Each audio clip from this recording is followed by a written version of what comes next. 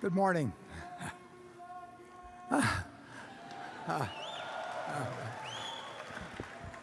I'm Warren. He's Charlie. Charlie does most things better than I do, but this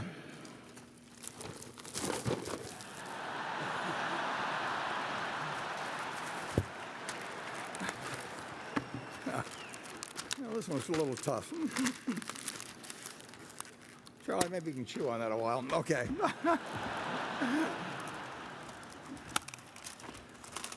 At the formal meeting that will begin at 3:45, we will elect 14 directors. Charlie and I are two of them, and I would like to introduce the other 12. I'll do it in alphabetical order. If they will stand as I announce their name, withhold your applause. May be hard to do, but give it your best. And when we get all through, then you can let loose. But we'll do this alphabetically, beginning with Greg Abel, if you'll stand and stay standing. Howard Buffett, Steve Burke, Sue Decker, Bill Gates, Sandy Gottesman, Charlotte Guyman, Ajit Jain, Tom Murphy, Ron Olson, Walter Scott, and Merrill Whitmer. Let's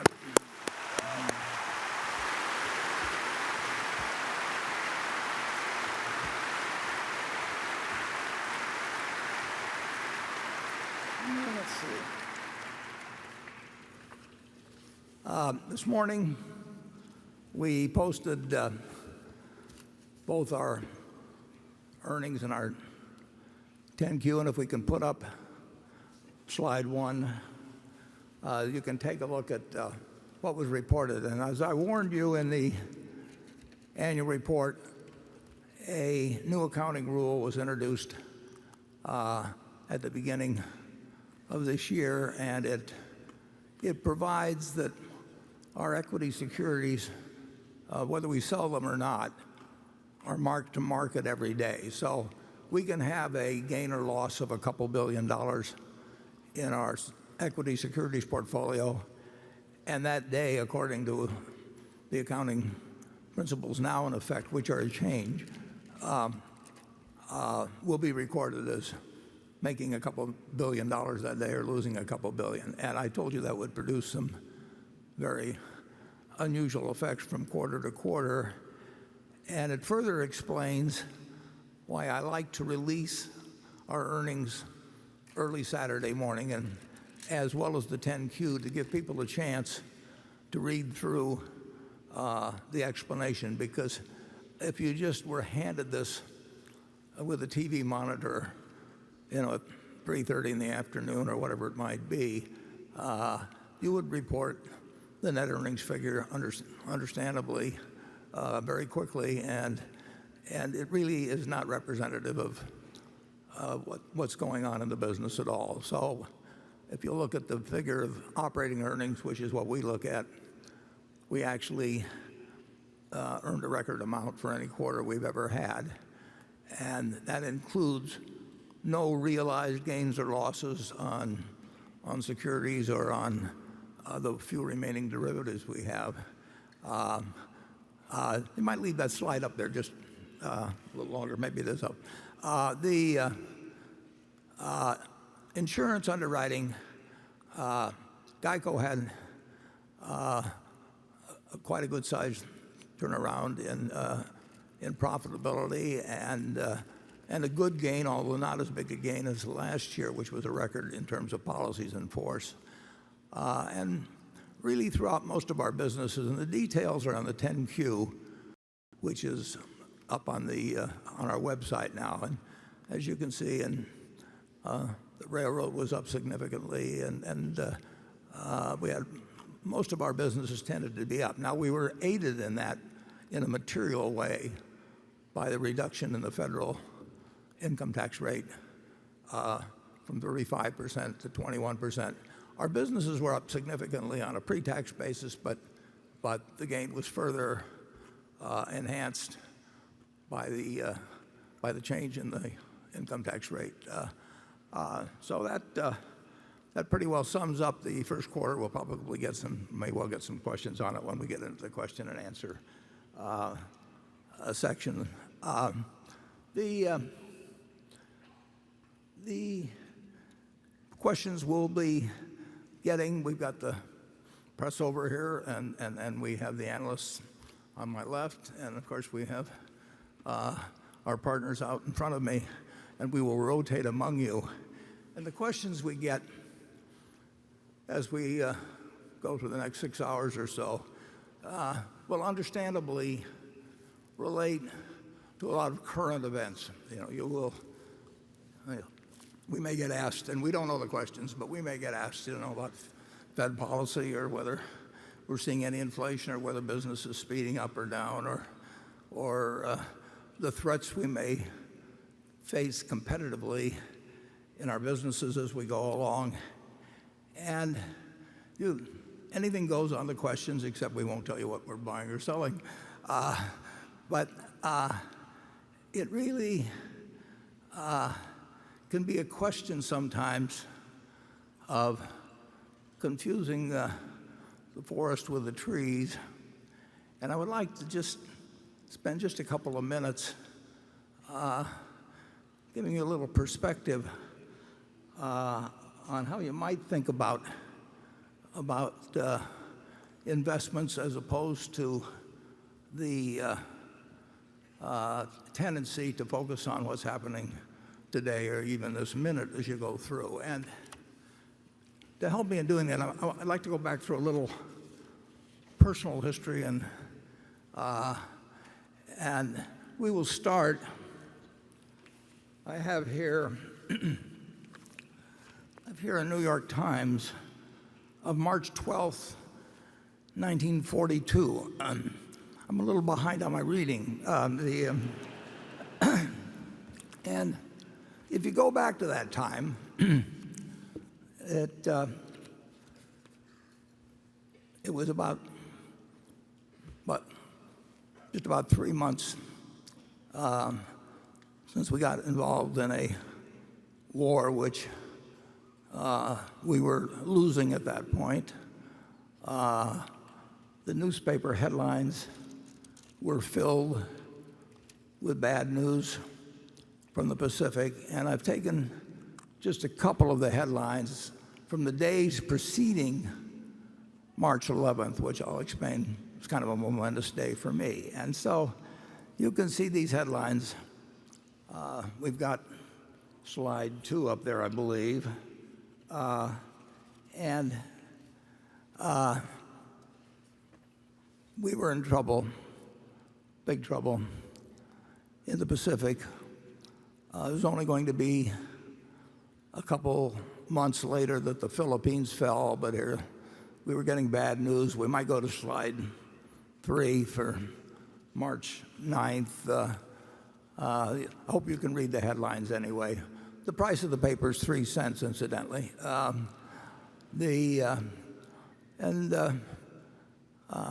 see, we've got March 10th up there as slide. When I get to this advanced technology of slides, I want to make sure I'm showing you the same thing that I'm seeing in front of me. So anyway, on March 10th,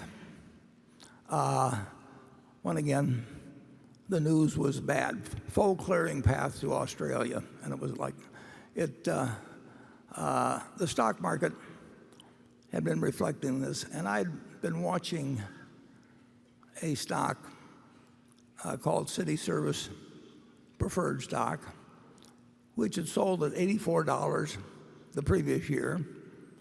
It had sold at $55 the year before, early in January, 2 months earlier, and now it was down to $40 on March 10th. So that night, despite these headlines, I said to my dad, I think I'd like to pull the trigger, and I'd like you to buy me three shares of City Service Preferred the next day. And that was all I had. I mean, that was my capital accumulated over the previous 5 years or thereabouts. And so my dad the next morning bought 3 shares. Well, let's take a look at what happened the next day. Let's go to the next slide, please. And it was not a good day. The stock market, the Dow Jones Industrials broke 100 on the downside. Now they were down 2.28%, as you see, but that was the equivalent of about a 500-point drop now. So I'm in school wondering what is going on, of course. Incidentally, you'll see on the left side of the chart, the New York Times put the Dow Jones Industrial Average below all the averages they calculated. They had their own averages, which have since disappeared, but the Dow Jones has continued. So the next day, we can go to the next slide, and you will see what happened. The stock that was at 39, my dad bought my stock right away in the morning because I'd asked him to, my 3 shares. And so I paid the high for the day. That 38 and a quarter was my tick, which is the high for day. And by the end of the day, it was down to 37, which was really kind of characteristic of my timing in stocks that was going to appear in future years. But it was on what was then called the New York Curb Exchange, then became the American Stock Exchange. But things, even though the war until the Battle of Midway looked very bad, and if you'll turn to the next slide, please, you'll see that the stock did rather well. You can see where I bought it, 38 and a quarter. And then the stock went on actually to eventually be called by the City Service Company for over $200 a share. But this is not a happy story, because if you go to the next page, you will see that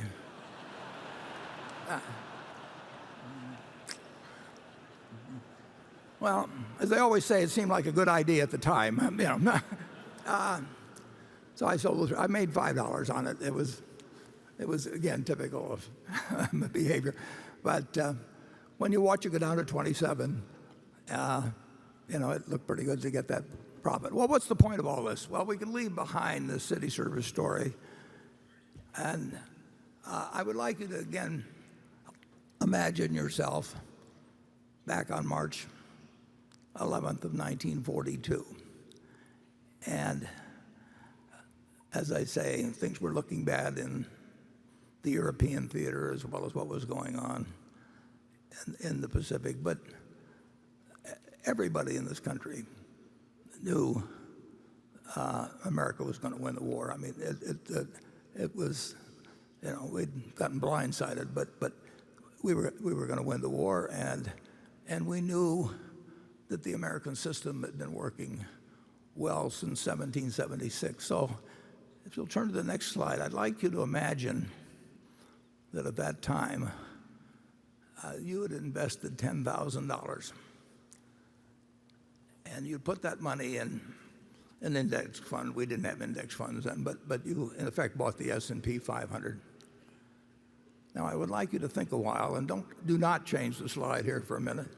I'd like you to think about how much that $10,000 would now be worth if you just had one basic premise, just like in buying a farm, you buy it to hold throughout your lifetime and you look to the output of the farm to determine whether you made a wise investment.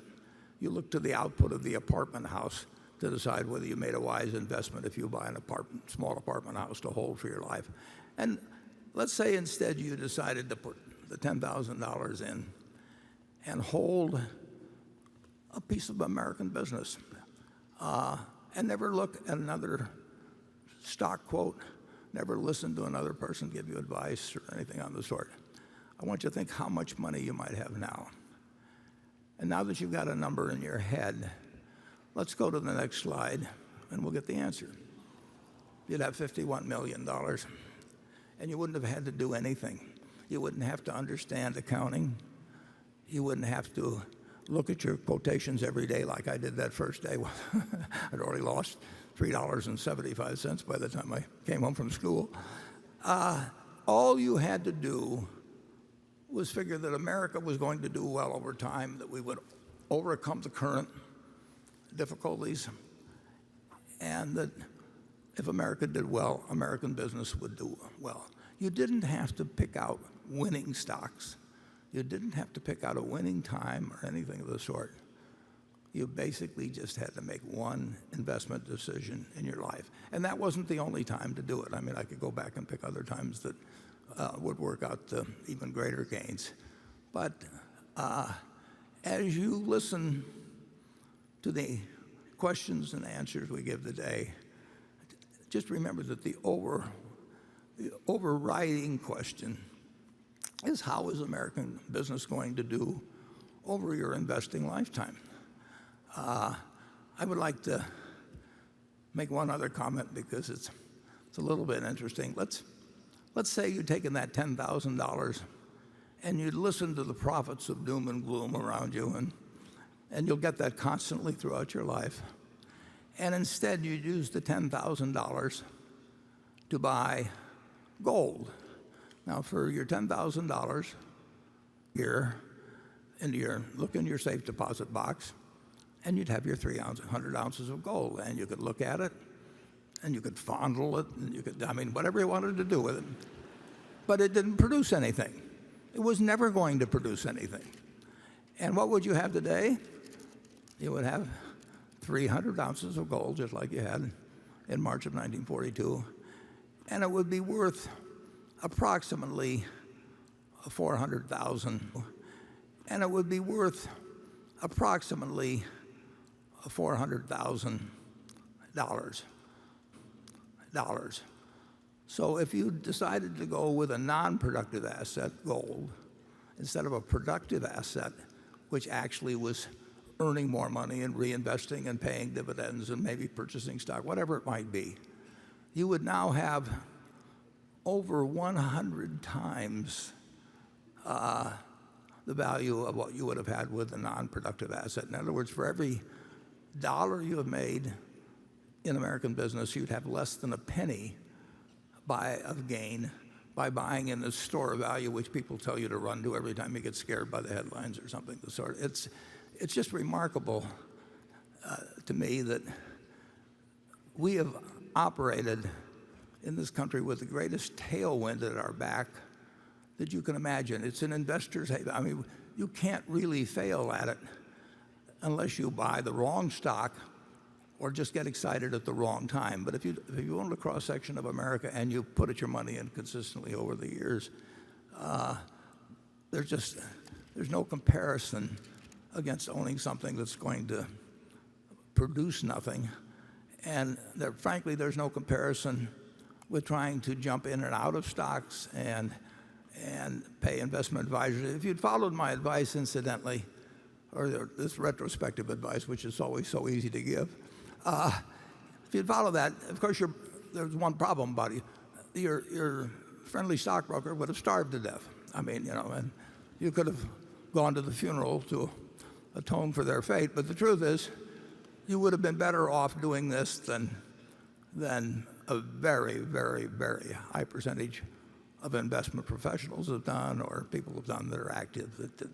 It's very hard to move around successfully and beat really what can be done with a very relaxed philosophy. And you do not have to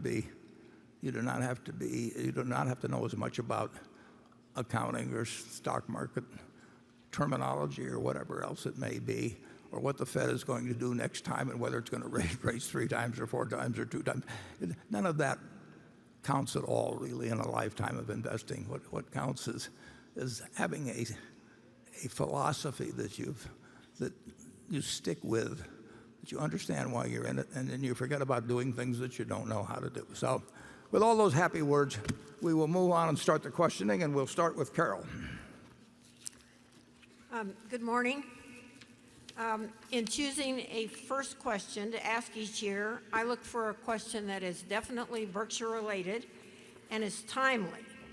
And this question seemed to fill a bill.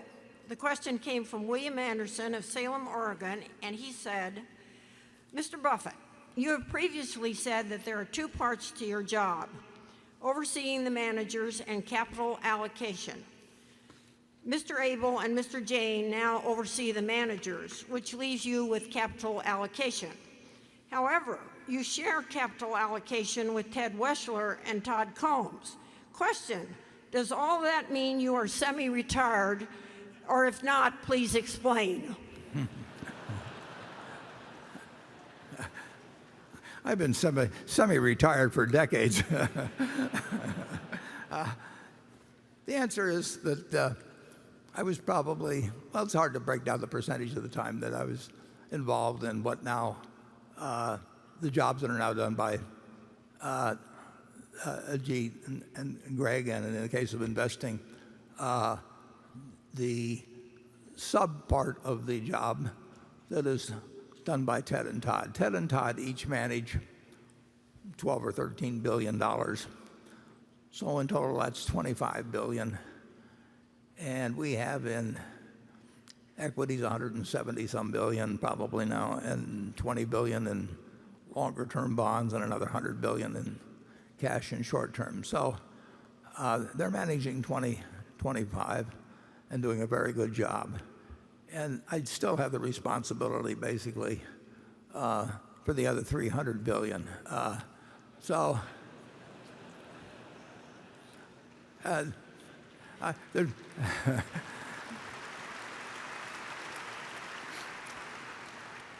think Charlie will tell you, in fact, I'd like him to comment, nothing's really changed that much.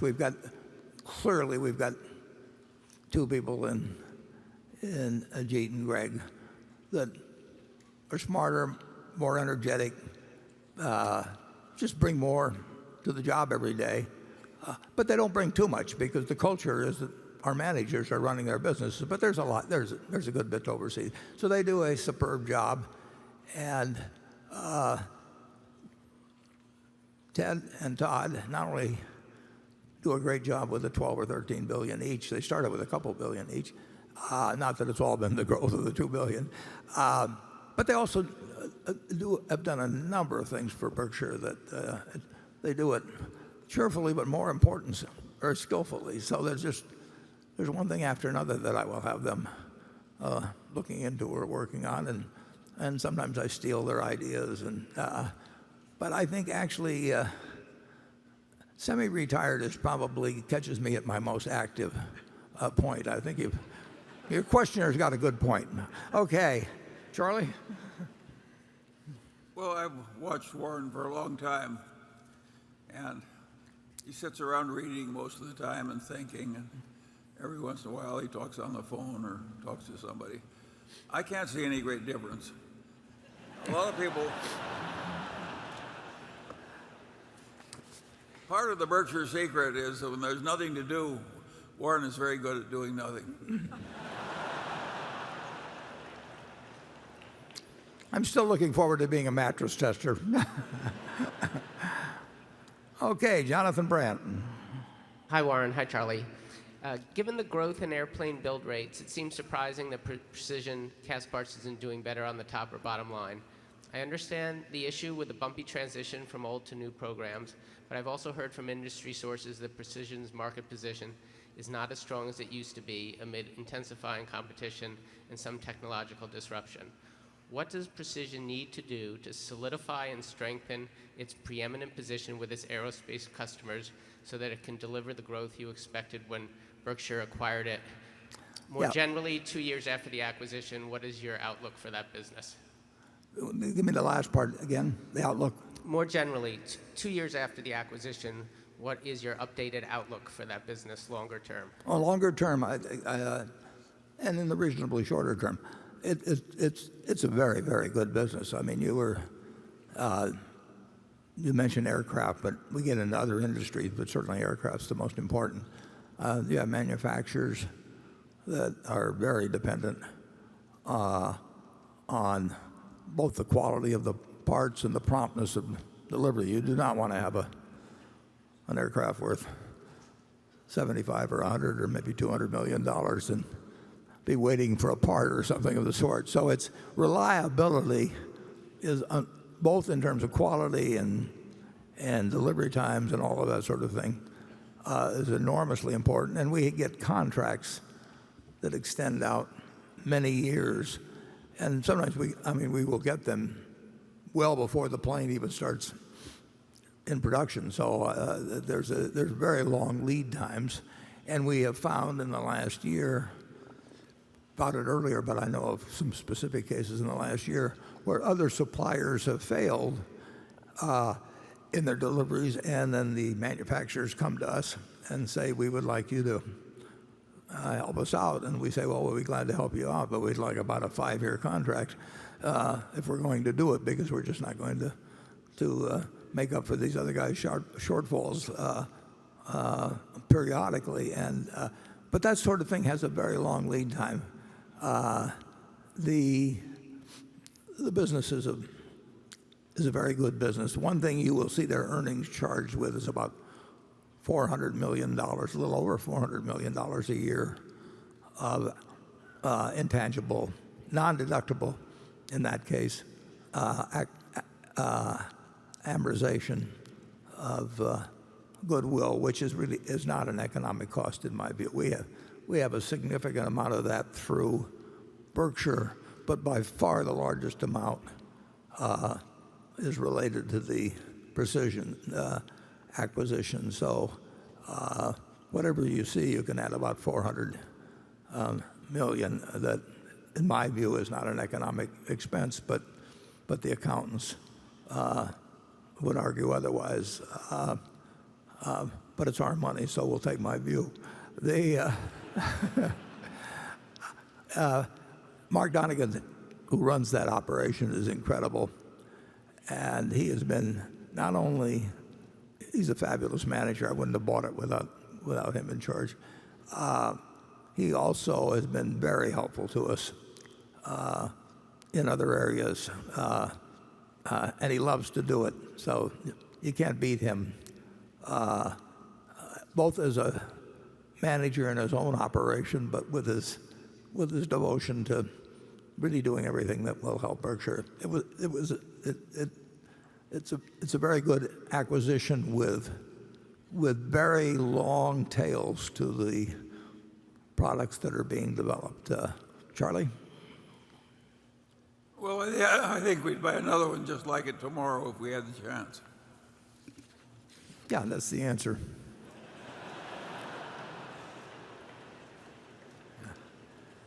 Man, a few words, but he gets the point. Okay, now we will go to the shareholder in Station 1. I believe that's probably up here to my right. Hello, this is Xiao from Wuxi, China, Starwood Capital. And being in the meeting for 12 years, wish you and Charlie good health, so we could see you both run the meeting for 12 more years.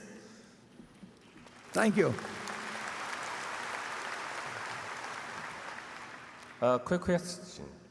We know both you and China delegations, U.S. and China delegations are in China for intense discussion on so-called trade war. Let's go one step beyond the trade war.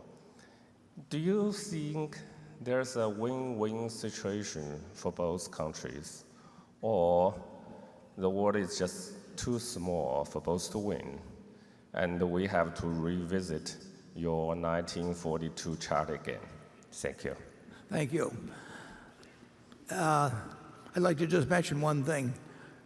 In August, I'm going to be 88, and that will be the 8th month of the year, and it's in a year that ends with an 8, and as you and I both know, 8 is a very lucky number in China. So if you find anything over there for me, this is the time. This is the time we should be acquiring something. All those 8s. Will do. The United States and China are going to be the two superpowers of the world, economically and in other ways, for a long, long, long time. we have a lot of common interests, and like any two big economic entities, there are times when there'll be tensions, but it is a win-win situation when the world trades, basically, and China and the U.S. are the two big factors in that. But there's plenty of other citizens of the world that are involved in how this comes out. And there's no question, and the nice thing about it in this country, I think, is that both Democrats and Republicans basically, on balance, believe in the benefits of free trade. And we will have disagreements with each other. We'll have disagreements with other countries on trade, but it's just too big and too obvious for that the benefits are huge, and the world's dependent on it in a major way for its progress. That two intelligent countries will do something extremely foolish. We both may do things that are mildly foolish from time to time, and there is some give and take obviously involved. But U.S. exports in 1970 and U.S. imports in 1970 were both about 5% of GDP. So here we were selling 5% of our GDP and buying up 5% of our GDP, basically. Now, people think we don't export a lot of things. Our exports are 11 and a fraction percent of GDP. They've more than doubled as a share of this rising GDP. But the imports are about 14.5%. So there's a gap of 3% or thereabouts. And I would not like that gap to get too wide. But when you think about it, it's really not the worst thing in the world to have somebody send you a lot of goods that you want and hand them little pieces of paper. I mean, because the balancing item is if you have a surplus or a deficit in your trade, you're going to have a surplus in investment. And so the world is getting more claim checks on the United States. And they to some extent, they buy our government securities, they can buy businesses. And over time, you don't want the gap to get to be too wide, because the amount of claim checks you were giving out to the rest of the world could get a little unpleasant under some circumstances. But we've done remarkably well with trade. China's done remarkably well with trade. The countries of the world have done remarkably well with the trade. So it is a win-win situation, and the only problem gets to be when one side or the other may want to win a little bit too much, and then you have a certain amount of tension. But we will not sacrifice the world. I mean, we'll not sacrifice world prosperity based on differences that arise in trade. Charlie? Yeah, well, I think that both countries have been advancing.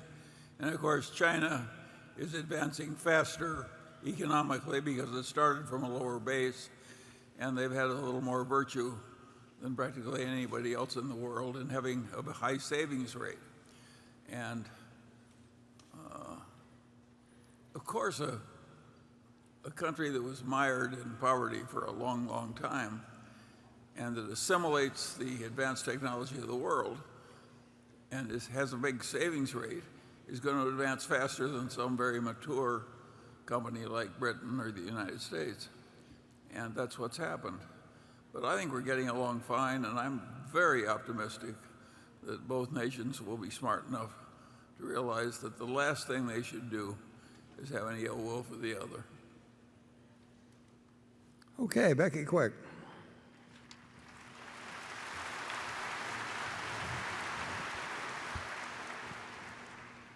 This question comes from Kirk Thompson. He says, Warren, in this year's annual letter to shareholders, you referenced both cheap debt and a willingness by other companies to leverage themselves as competitive examples as to why it's hard to get more acquisition deals done. It seems like the trust and prestige of doing a deal with Warren Buffett and Charlie Munger allow Berkshire to get a hometown discount and beat out other firms that might pay a little more to a prospective seller. Have you given thought to having other Berkshire managers have more public exposure so future generations of successful business owners continue to bring deal opportunities to Berkshire like they have in prior decades? Yeah, that sort of reminds me of, who was it? Tony O'Reilly remarked one time about the responsibility of a CEO that the very first job of the CEO was to search through his organization and find that person who had the initiative and the brains, the determination, all of the qualities to be his logical successor, and then fire the guy. There's no question. I think the reputation of Berkshire as being a very good home for companies, particularly private companies, but a good home for companies. I don't think that reputation is dependent on me or Charlie. It may take a little, there'll be a little testing period for whoever takes over in that respect. But, basically, we've got the money to do the deals. We'll have the money to do the deals subsequently. People can see how our subsidiaries operate in the future. And the truth is that I think some of the other executives are getting better known. But there will be I'll tell you this, if things get bad enough, you don't have to worry. They'll be calling us no matter what. So I do not worry about the so-called deal flow, which is a term I hate. But I think that's dependent on Berkshire and not dependent on me. And, as I've mentioned, my phone isn't ringing off the hook with good deals. So that apparently this big winning personality or something is not delivering for you. So it may be the next person will be get even more calls. Berkshire, the reputation belongs to Berkshire now, and we are, for somebody that cares about a business that they and their parents and maybe their grandparents lovingly built over decades. If they care about where that business ends up being after, for one reason or another, they don't want to keep it or can't keep it in the family, we absolutely are the first call, and we will continue to be the first call, whether Charlie or I answer the phone or somebody else does. Charlie? Well, a lot of the subsidiaries have for a long time already been making all kinds of acquisitions with people they know and we don't. So it's already happening. And in fact, it's happening more there than it is at headquarters. So Don't tell them, Charlie. you're getting your wish. And it is weird that about 99% of the public companies that change hands in terms of control change hands in a sort of auction presided over by an investment banker. And the people that buy are usually just leverage it to the gills, and then if it starts doing a little better, they re-leverage it. And that money is coming out of the charitable endowments and pension plans who are making these highly leveraged investments in all these companies changing hands at very high prices. Sooner or later, this is not going to work perfectly. Yeah. And it's going to have an unpleasant episode. And I think we'll be around and in good shape at that time. There was one fellow who came to me many years ago, and he had a wonderful business. And he had been worried because he had seen a friend of his die, and the problems that arose later when the managers to some extent tried to take advantage of the widow, and it became a disaster. So he said he thought about it a lot the previous year, and he decided he didn't want to sell the business to a competitor who would be a logical buyer, because they would fire all of his people, and the CFO that would remain, and all up and down the line, they'd all be the acquirers people. He didn't want to do that to his people. And then he thought, and he didn't want to sell it to a private equity firm because he felt they'd leverage it up. He never liked the leverage that much, and then they'd just resell it later on to somebody, so it would be totally out of control of what he wanted to do. And he wanted to keep running it himself. So he said, Warren, he said, it isn't that you're such a great guy. He says, you're the only one left. So Berkshire will continue to be the only one left in many cases. Gary Ransom. Good morning. Warren, in your annual letter, you wrote about the potential for a $400 billion natural catastrophe event, something out in the tail of the loss distribution. I can think of another risk that could have a similar order of magnitude, and that would be cyber risk. I'm sure all your managers have taken steps against that potential, but out in the tail of the cyber risk distribution, it could hit a lot of industries, a lot of your companies. So how do you think about and prepare for the big one in cyber? Yeah. Well, I include, incidentally, in that part I wrote in the annual report where I said that roughly nobody knows the answer on this. I mean, I could stick down 2, and somebody else much smarter in insurance would stick down a different figure. But I think it's about a 2% risk of what I call a $400 billion super cat of all time.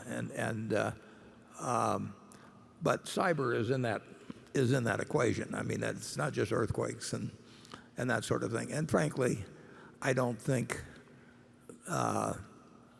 we or anybody else really knows what they're doing when writing cyber. I mean, it is just very, very, very early in the game, and we don't know what the interpretations of the policies necessarily will be. We don't know the degree to which there'll be correlated incidents which we don't really think are correlated now or haven't had the imagination to come up with. We know that every year when I go and hear these people from the CIA or wherever it may be, they tell me that the offense is ahead of the defense and will continue that way. And I can dream of a lot of cyber incidents, which I'm not going to spell out here, because the people that have twisted minds maybe they probably got way more ideas than I've got, but I don't believe in feeding them any. But it's a business where we have a pretty good idea of the probabilities of a quake in California, or the probabilities of a 3 or a 4 hurricane hitting Florida or whatever it may be. We don't know what we're doing in cyber, and we try to keep. We don't want to be a pioneer on this. We do some business in that arena in Berkshire Hathaway especially, but if you're doing something for competitive reasons, which I'm okay with, but when I'm doing something that people tell me is a competitive necessity, we are going to try not to have. We don't want to be number 1 or number 2 or number 3 in exposures on it, and I'm sure we are not in cyber. But I think anybody that tells you now that they think they know in some actuarial way either what general experience is likely to be in the future or what the worst case would be, I think is kidding themselves. And that's why that's one of the reasons I say that a $400 billion event has roughly a 2% probability per year of happening. Cyber is uncharted territory, and it's going to get worse, not better. And then the question is whether if we have a whole bunch of $25 billion commercial limits out there, whether there's some aggregation that we didn't foresee, or that the courts interpret those policies differently, then they are generally going to give the benefit of the doubt to the insured. So you're right in pointing that out as a very material risk, which didn't exist 10 or 15 years ago, and will be much more intense as the years go along. And all I can tell you, Gary, is that's part of my $400 billion and my 2%. But if you've got a different guess, it's just as likely that yours is right than mine on that. Charlie? Yeah, well, something that's very much like cyber risk is you got computers programmed to do your security trading, and your computer goes a little wild from some error. And that's already happened at least once, where somebody just was fine one morning, and by the afternoon they were broke because some computer went crazy. We don't have any computers we allow to go big automatically trading securities. I think generally Berkshire is less likely than most other places to be careless in some really stupid way. I do think if there's a mega cat from cyber, let's say it hits 400 billion, I do not think we'll have more than a 3%. No, we'll get our share. But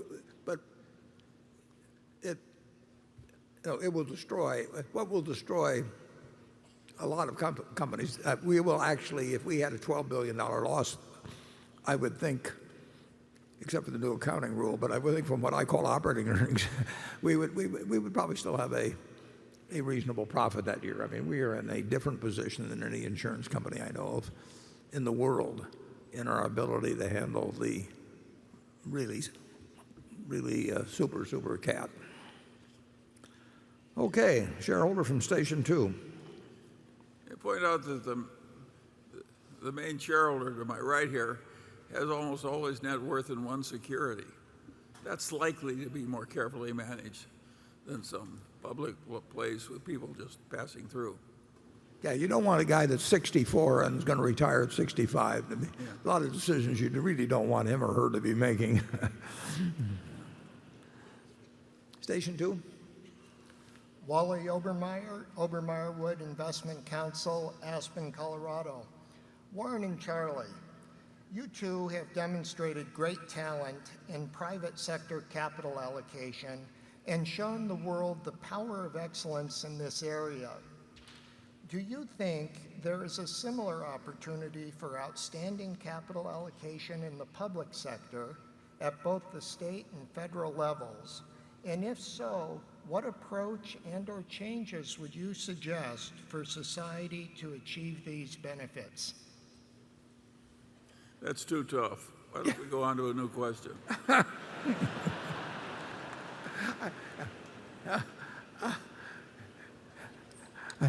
I'm afraid I have nothing to add.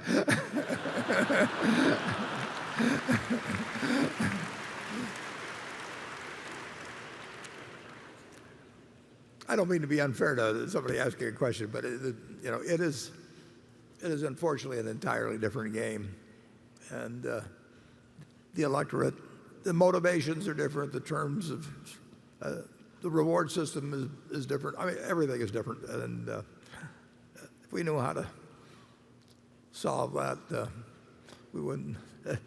We can't add anything to what you had. your view. I'm sorry on that. Okay. Andrew? Hi, Warren. This question comes from Paul Speaker of Chicago, Illinois. I believe he may be here today. He writes, one of your more famous and perhaps most insightful quotes goes as follows. Should you find yourself in a chronically leaking boat, energy devoted to changing vessels is likely to be more productive than energy devoted to patching leaks. In light of the unauthorized accounting scandal at Wells Fargo, of its admission that it charged customers for duplicate auto insurance, of its admissions that it wrongly fined mortgage holders in relation to missing deadlines caused by delays that were its own fault, of its admission that it charged some customers improper fees to lock in mortgage interest rates, of the sanction placed upon it by the Federal Reserve prohibiting it from growing its balance sheet, and of the more than recent $1 billion penalty leveled by federal regulators for the aforementioned misbehavior, if Wells Fargo Company is a chronically leaking boat, at what magnitude of leakage would Berkshire consider changing vessels? Yeah, well, Wells Fargo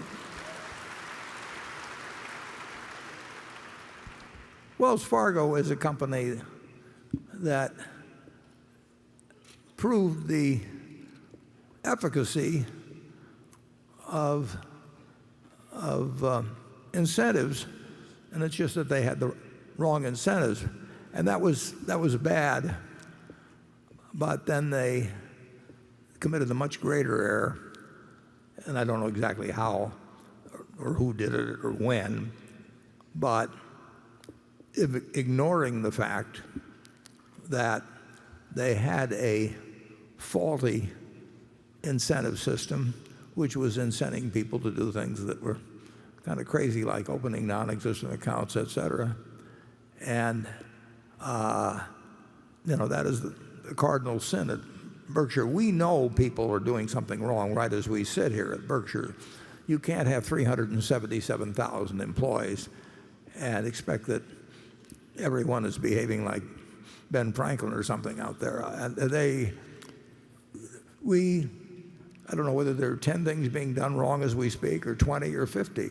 The important thing is we don't want to incent any of that if we can avoid it. And if we find that when we find it's going on, we have to do something about it. And that is absolutely the key to it. And Wells Fargo didn't do it, but Solomon didn't do it. And the truth is, we've made a couple of our greatest investments where people have made similar errors. We bought our American Express stock. It was the best investment I ever made in my partnership years. We bought our American Express stock in 1964 because somebody was incented to do the wrong thing in something called the American Express Field Warehousing Company. We bought a very substantial amount of Geico. We bought what became half of Geico for $40 million because somebody was incented to meet Wall Street estimates of earnings and growth, and they didn't focus on having the proper reserves. And that caused a lot of pain at American Express in 1964. It caused a lot of pain at Geico in 1976. It caused a layoff of a significant portion of the workforce, all kinds of things. But they cleaned it up. They cleaned it up, and look where American Express has moved since that time. Look at where Geico has moved since that time. So the fact that you are going to have problems at some very large institution is not unique. In fact, almost every bank has, all the big banks have had troubles of one sort or another, and I see no reason why Wells Fargo, as a company from both an investment standpoint and a moral standpoint going forward, is in any way inferior to the other big banks with which it competes. They made a big mistake. It costs, we've still got, we have a large unrealized gain in it, but that doesn't have anything to do with our decision making. But I like it as an investment. I like Tim Sloan as a manager, and he is correcting mistakes made by other people. I tried to correct mistakes at Solomon, and I had terrific help from Derek Maughan as well as a number of the people at Munger Tolles. And that is going to happen. You try to minimize it. Charlie says that an ounce of prevention isn't worth a pound of cure. It's worth about a ton of cure. And we ought to jump on everything. He's pushed me all my life to make sure that I attack unpleasant problems that surface. And that's sometimes not easy to do when everything else is going fine. And at Wells, they clearly, and I don't know exactly what, but they did what people at every organization, it got accentuated to an extreme point. But I see no reason to think that Wells Fargo going forward is other than a very, very large, well-run bank that had an episode in its history it wished it didn't have. But Geico came out stronger. American Express came out stronger. The question is what you do when you find the problems. Charlie? Well, I agree with that. I think Wells Fargo is going to be better going forward than it would have been if these leaks had never been discovered. Or happened. Yeah. So I think but I think Harvey Weinstein has done a lot for improving behavior too.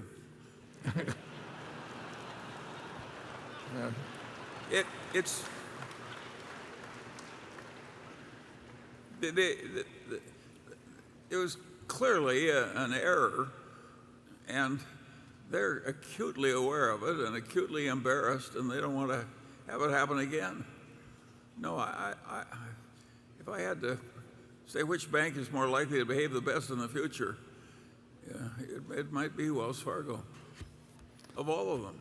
This New York Times that I have here from March 12, 1942, if you go toward the back of it, in the classified section, you have one big section that says help wanted male and another one that says help wanted female. Was the New York Times doing the right thing in those days? I think the New York Times is a terrific paper, but that people make mistakes, and the idea of classifying between taking ads and saying, well, we'll take them and divide them up between men and women, what jobs we think are appropriate, or the advertiser thinks is appropriate. We do a lot of dumb things in this world, and Geico, as I say, in the early 1970s, they just ignored, and you can do it, the setting of proper reserves, which mean they charged the wrong price to new customers because they thought their losses were less than they were. And I'm sure some of that may have been a desire to please Wall Street, or just because they didn't want to face how things were going. But it came out incredibly stronger, and now it's got 13% of the households in the United States insured, and it came out with an attention to reserves and that sort of thing that was heightened by the difficulties that they'd found themselves in when they almost went bankrupt. 42. It was a lot more stupid than Wells Fargo. It was really stupid what they did way back, right?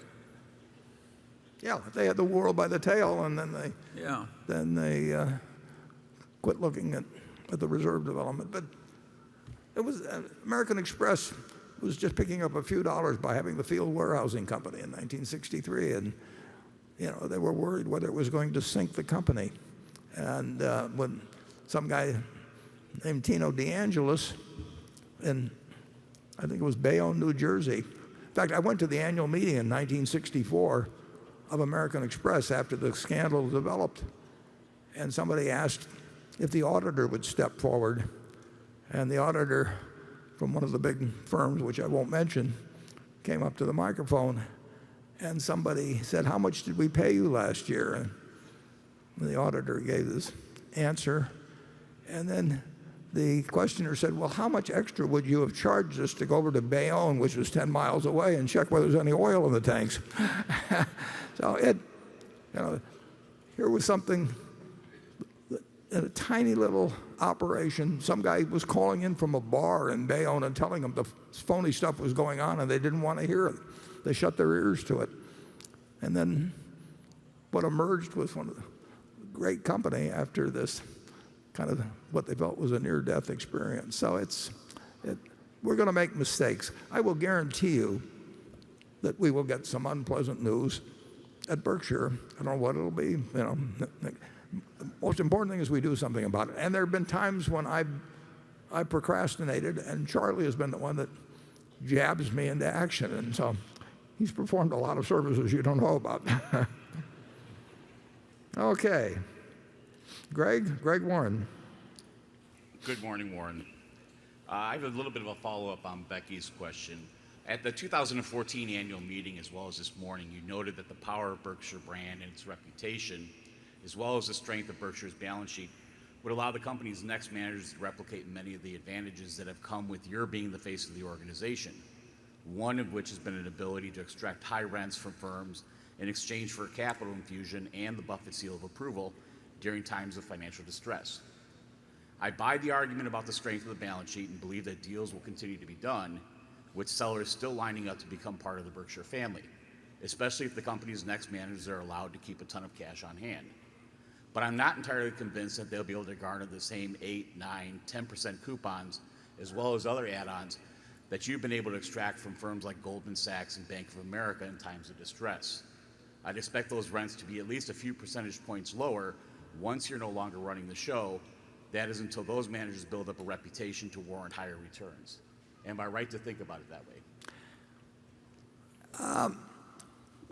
I'm not sure. When we, you mentioned Goldman Sachs, when we also did with General Electric in September, early October of 2008, we probably could have actually extracted better terms. I think it might have been counterproductive in the end, but we would have done better, incidentally, financially, if we'd really waited till the panic developed further. Of course, I didn't know how far it would develop, but we could have made a lot better purchases 3 or 4 or 5 months later than we did at that time. And we also did not want to do something that looked to be so high as to make the transaction disadvantageous to Goldman or to GE. They were going to take the terms we offered, but we actually didn't push it to the limit because there really wasn't anybody else around. I think, and we're working on something right now that probably won't happen. It's not huge, but actually in this case, both Todd and Ted have brought deals to me. One of them brought something to me, and he was thinking and the same terms that I was thinking about, and he's the one that returned the call that he had received about a transaction. And I do not think the party on the other side is going to care about the fact that they had him on the phone rather than me on the phone. There could be just a little bit at certain times in history, but we will continue to have our standards of what we think money is worth at any given time, and Ted and Todd think just as well about that as I do. And there will be times, very occasionally, when our phone will ring a lot, and I don't think they'll hang up because I don't answer if they need the money. Charlie? Well, the times he's referring to, a lot of them were like the worst in 50 years. So that's a really rare kind of an occurrence. And we didn't make all that many deals. So I think he's right that it'll be harder for us to make similar deals in the future.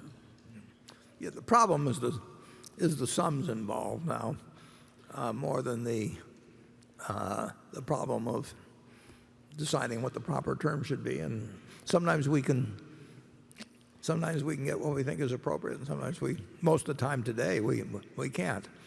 But you may see a transaction or two that, not in terms of buying business, but in terms of securities, that strike you as perfectly decent ways to invest Berkshire's money, and they may well have come through Todd or Ted instead of directly to me.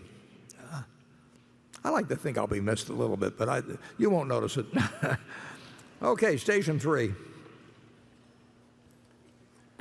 I'm John Lichter from Boulder, Colorado.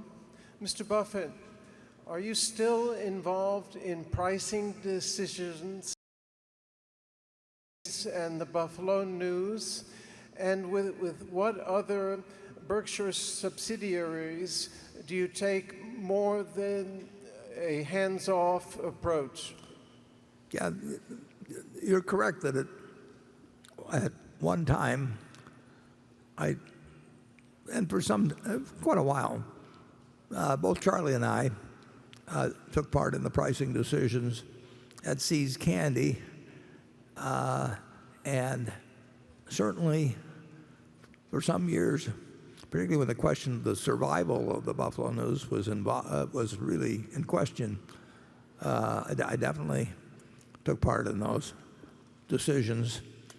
In both cases, we had good managers, but we still we thought those decisions were important. But it's been a long, long time, very long time,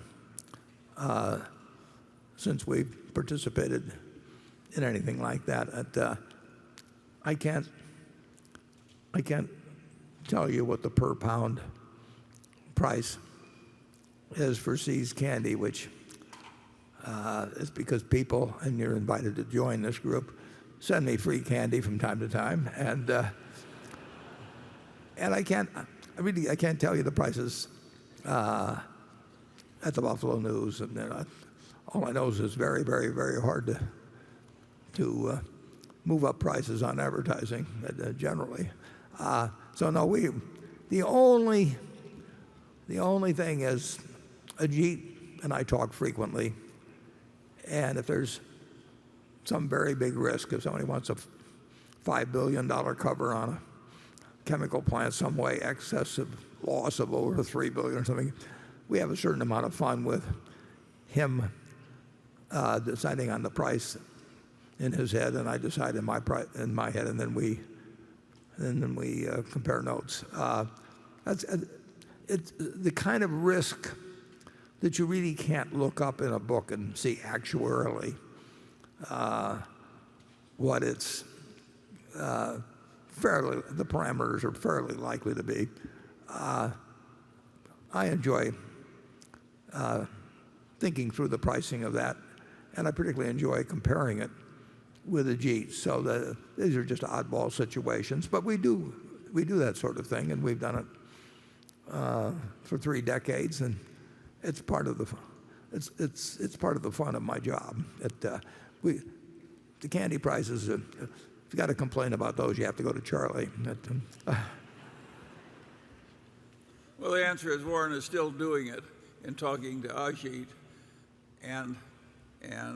but that's because Ajit likes it that way. Yep. We have a very peculiar place where Warren's contact with the various people elsewhere in the organization largely depends on what they want, not what he wants. The CEO of one of our very unusual, and it's worked beautifully. The CEO of one of our most successful subsidiaries, I may have talked to, unless I saw him here and just said hello, I probably talked to him 3 times in the last 10 years. And he does remarkably well. He might have done even better if I hadn't talked to him those 3 times. And on the other hand, Ajit and I talk very, very frequently, and he's got the kind of business. I know more about the insurance business. I know about a good many of the other business, and it's interesting. And we are evaluating things that you don't look up in a book. I mean,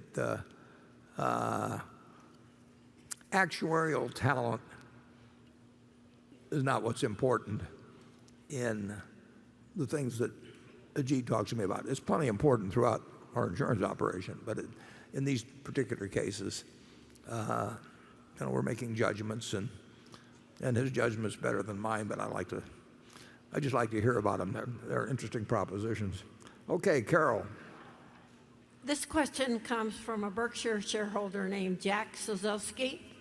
He's a well-known accounting expert who for many years has written the Accounting Observer.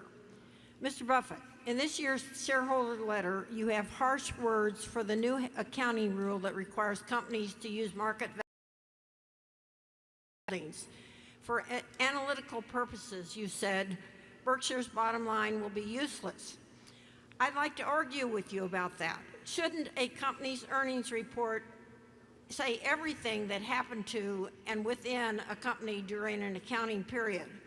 Shouldn't the income statement be like an objectively written newspaper informing shareholders of what happened under the management for that period, showing what management did to increase shareholder value and how outside forces may have affected the firm? If securities increased in value, surely the company and the shareholders are better off. And surely they're worse off if securities decreased in value. Those changes are most certainly real. In my opinion, ignoring changes in the way that some companies ignore restructuring costs is censoring the shareholders' newspaper. So my question is, how would you answer what I say? Well, my answer to the question asked what my answer would be to what he said. I would ask Jack, if we've got $170 billion of partly owned companies, which we intend to own for decades, and which we expect to become worth more money over time, and where we reflect the market value in our balance sheet, does it make sense to every quarter mark those up and down through the income account, when at the same time we own businesses that have become worth far more money in most cases, and become, since we bought, you name the company, just take Geico, an extreme case. We bought half the company for $50 million roughly. Do we want to be marking that up every quarter to the value and having it run through the income account? That becomes an appraisal process. There's nothing wrong with doing that in terms of evaluation, but in terms of a value, and you can call it gain in net asset value or loss in net asset value. That's what a closed-end investment fund or an open-end investment fund would do. But to run that through an income account, if I looked at our 60 or 70 businesses or whatever number there might be, and every quarter we marked those to market, we would have obviously a great many, in certain cases where over time we'd have them at 10 times what we paid.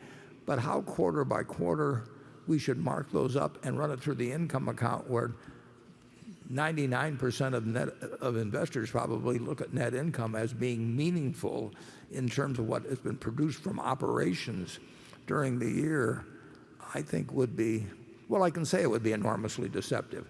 I mean, in the first quarter of this year, you saw the figures earlier where we had the best, what I would call operating earnings in our history, and our securities were down $6 billion or whatever it was. To keep running that through the income account every day, you would say that we might have made on Friday, we probably made $2.5 billion. Well, if you have investors and commentators and analysts and everybody else working off those net income numbers and trying to project earnings for quarters and earnings for future years to the penny, I think you're doing a great disservice by running those through the income account. I think it's fine to have marketable securities on the balance sheet, the information available to their market value, but we have businesses there. We never would do it, but if we were to sell half, we'll say, of the BNSF Railroad, we would receive more than we carried for, and we could turn it into a marketable security, and it would look like we made a ton of money overnight. Or if we were to appraise it every 3 months and write it up and down, it could lead to all kinds of manipulation, but B, it would just lead to any investor being totally confused. I don't want to receive data in that manner, and therefore I don't want to send it out in that manner. Charlie? Well, to me it's obvious that the change in valuation should be noted, and it is and always has been. Goes right into the net worth figures. So the questioner doesn't understand his own profession.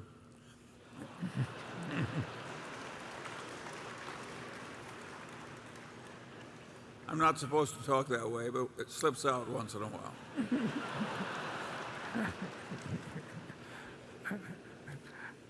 Sometimes he even gives it a push. Okay, Jonathan. McLane's core operating margins have dropped about 50% from where they've generally been since acquisition. Could you elaborate on the competitive pressures in the grocery and convenience store distribution business that have caused the deterioration in profits? And do you expect the margin structure of that business to eventually get back to where it was, or is this the new normal? Well, I don't know the answer to the second part about the future, but there's no question that the margins have been squeezed.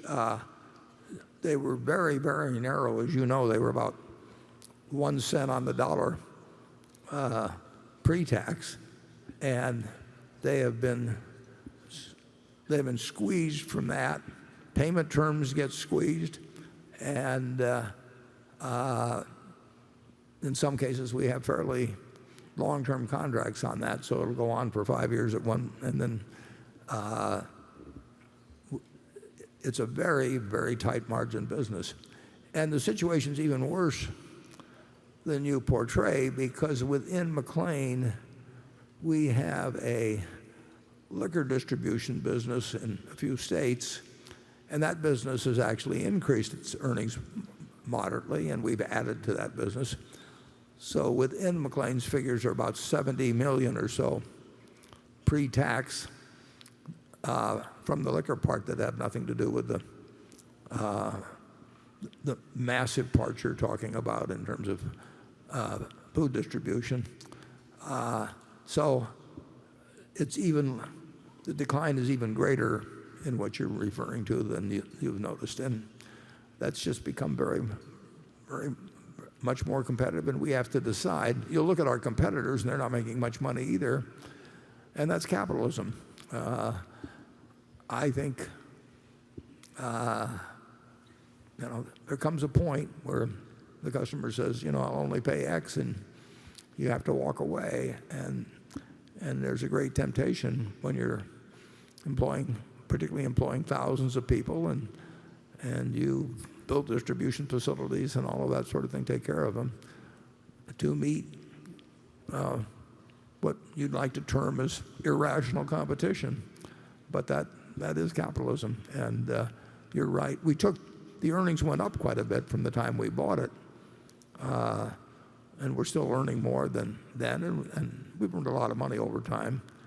But as they say, a fair amount of that is actually coming from liquor distribution and activities in about 4 states that we purchase, very well run, and we will do our best to get the margins up. But I could not give you a really your guess is almost as good as mine, or better than mine maybe, as to what margins will be in that distribution business 5 years from now. It's a very essential service. We do $40-some billion, and we move more of the product of all kinds of companies that names are known to you than anybody else. But when you get Kraft Heinz, for that matter, or Philip Morris, or whomever it may be, on one side of the deal, and you get Walmart and some other 7-Eleven on the other side of the deal, sometimes they don't leave you very much room in between. Charlie? I think you've described it very well. Okay. Station 4. Good morning, Charlie and Warren. I know that seems a little bit out of order, but I'm a huge fan of yours, Charlie, mostly for your 25 cognitive biases. I'm from Seattle, Washington. I run a one-person digital marketing firm that specializes in Facebook ads and email marketing. I use these a lot. Your breakdown of Coca-Cola was really, really solid, and I use that as reference when looking to how to understand the mechanics of my clients' products and how to promote them. So I'm fairly certain that your cognitive biases work for internet-related companies. Now that you're partnering with Amazon on healthcare, I'm curious, have you started to understand how to apply these biases to internet-related companies? Or is there another set of tools you use to decide if you understand a business? Because you guys talk a lot about not investing in businesses that you don't understand. Well, healthcare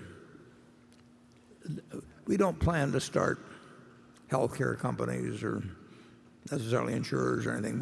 We simply have three organizations with leaders that I admire and trust, and that mutually goes around all three.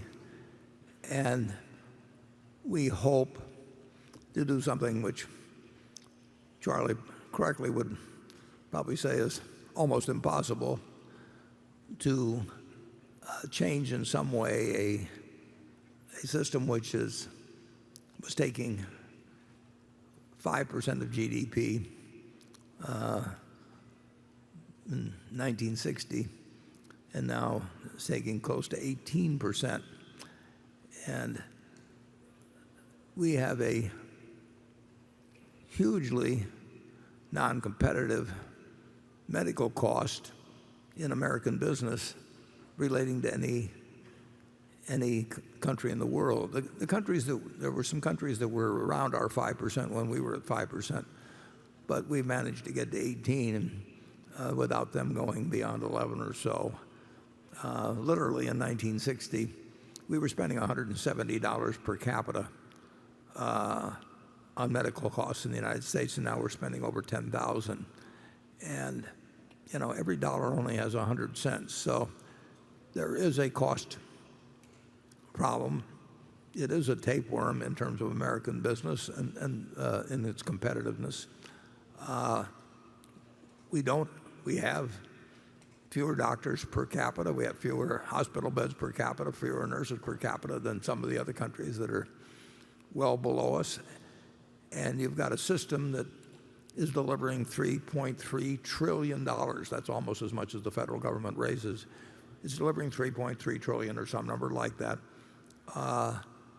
to millions and millions and millions of people who are involved in the system, and every dollar has a constituency. It's just like politics. And whether we can find the chief executive, which we're working on now and which I would expect we would be able to announce before too long, but that's a key part of it. And whether that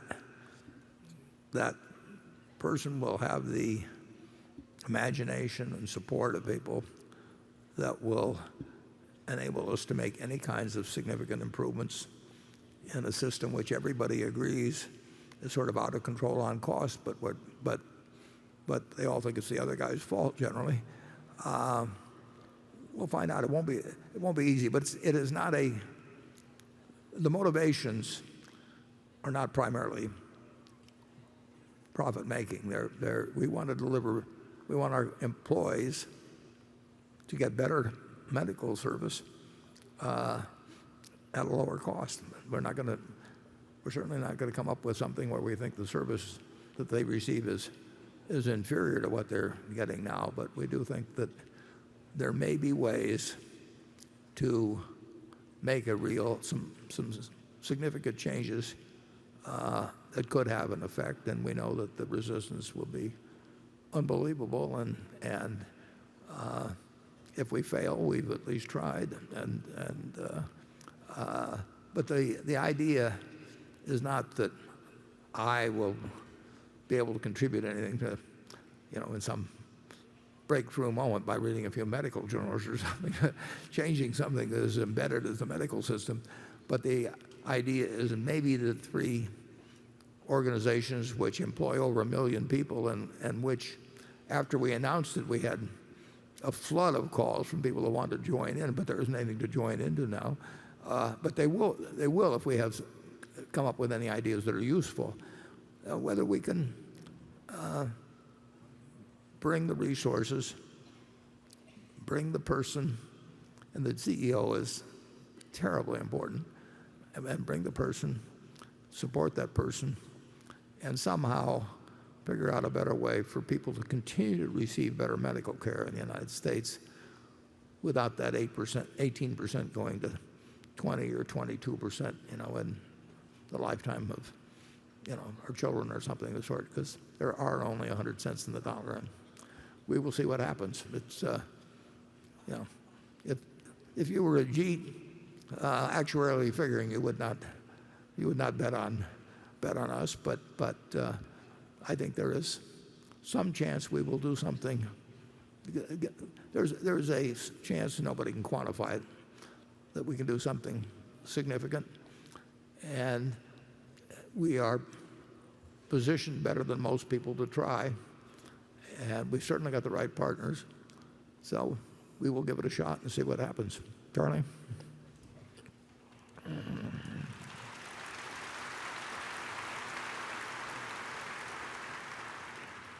There is some precedent for success in this public service activity. If you go back many decades, John D. Rockefeller I, using his own money, made an enormous improvement in American medical care. Perfectly enormous. In fact, there's never been any similar improvement done by any one man since that marvels it. So Warren, having imitated Rockefeller in one way, is just trying another, and maybe it'll work. Rockefeller incidentally lived a very long time, so I'm trying to imitate him 3 ways there. We'll see what happens, but we're making a lot of progress, and I think we'll probably have a CEO within a couple of months, but if we don't have one, we're not going to pick somebody just because we want to meet any deadline or anything like that. We've got these wonderful partners. We don't have a partnership agreement among us. Somebody started drawing up one in the legal department, and the CEO just put a stop to it. I mean, you do have places that have a lot of resources, and while we all have our share of bureaucracy, we can cut through it if we've got something that we really think makes sense. And we will get the support. We get a lot of resistance too, but we will get the support of a lot of American business if we can come up with something that makes sense. But if it was easy, it would have already been done. There's no question about that. It's not easy. No. But it should be tried. Okay. Becky? This question comes from David Rolfe, who is with Wedgwood Partners and the company has been shareholders in Berkshire since 1989. The stock is currently the largest holding in their stocks, 18 stocks. He asks this question. Over the past 2 years, you have listed the individual fund-to-funds performance from protege partners. When will you start showing the annual performance on $25 billion that Ted and Todd manage? Can you state if either Ted or Todd has beaten the S&P 500 index over the last 5 years? Yeah. Both. We'll probably never report their individual performance, but you can be sure that I have an enormous interest in, as does Charlie, in how much we think they contribute to Berkshire, and they've been terrific. They not only have the intellect and the record, but they are exceptional human beings, and Todd has done a tremendous amount of work, for example, on the medical project, and Ted is. I've given him several things, and he's done them better than I can do them. So the record since inception, and I'm measuring it, Ted came later than Todd, a year or so later, but the record since inception is almost identical, both for the two managers from their different inceptions, and matching the S&P, and they've received some incentive compensation, which they only get if they beat the S&P, and as I say, they're just slightly ahead. That really hasn't. It's been better than I've done, so naturally I can't criticize it. They were two very, very, very good choices. Charlie? You did report it in a previous year. You just didn't do it this year. But now you have your report. Well, yeah. Well, I would. The problem that all of us has is size. It's harder to run even $12 or $13 billion, frankly, than it is to run a $1 billion, and if you're running $1 million or something of the sort, it's a whole different game. You'd agree with that, wouldn't you, Charlie? Of course. Yeah. Okay. Just like any good lawyer, you never ask them a question unless you think you know the answer they're going to give. Okay, Gary. My question's on Geico. Last year you promised growth and delivered. But along the way, the combined ratio was moving up, and it was the first time it was over 100 in about 15 years. Granted, some of that was catastrophes, but even excluding catastrophes, there was something going on in the loss trends that caused you to slow down that growth, at least as we got to the latter part of the year. And I wondered if you could tell us what was going on. And I did look this morning, too, so it looked like the first quarter settled down a little bit, but I'd still like to know about the fourth quarter. Yeah, sure. The only thing I differ with the question on slightly, when you say it caused us to slow down, we didn't want to slow down the growth. I mean, you're looking at a guy here that has never wanted to slow down the growth at Geico. The growth did slow down, but it wasn't because we wanted it to. Our prices that led to the underwriting loss, we'd have been slightly in the black without the catastrophes, but if we hadn't have paid our light bills, we might have been in the black too. I mean, this except for stuff doesn't mean much in insurance, as far as I'm concerned. If you look at the first quarter, our margins were around 7%, which is actually a little more than we aimed for.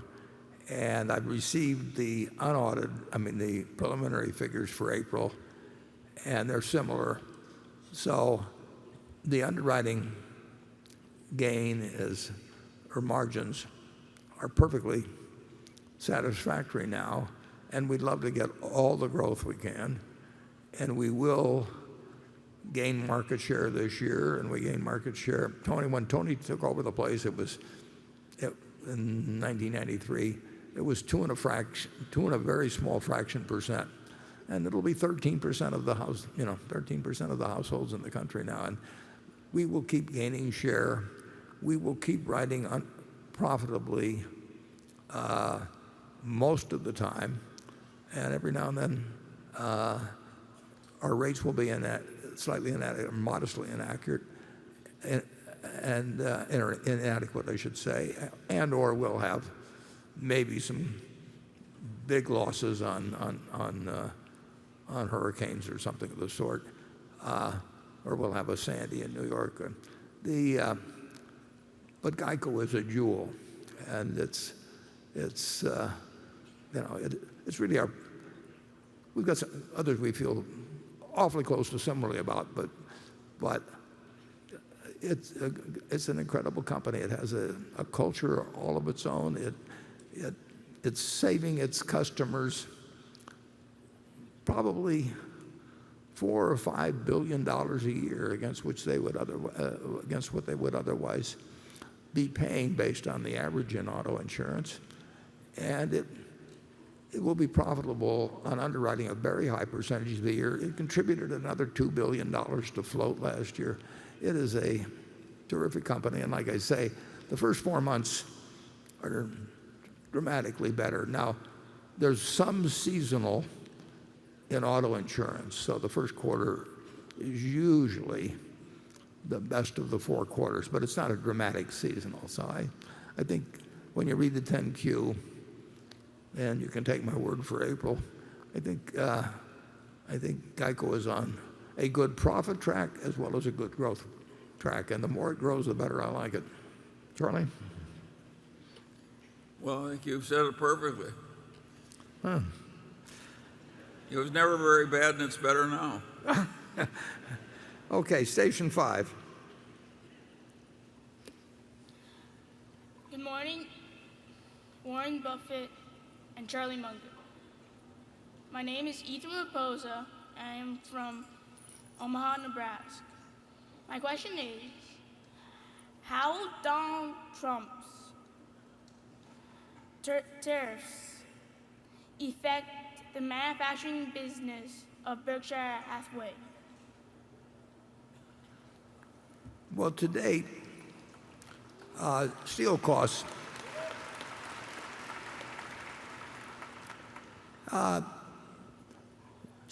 we've seen steel costs increase somewhat, but as I said earlier, I don't think the United States or China, there'll be some jockeying back and forth, and there'll be something that leaves some people unhappy, but I don't think either country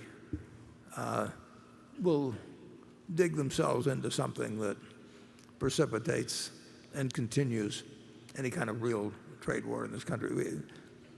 We've had that in the past a few times, and I think we've learned a general lesson on it. But there will be some things about our trade policies that irritate others, and there'll be some from others that irritate us, and there'll be some back and forth. But in the end, I don't think we'll come out with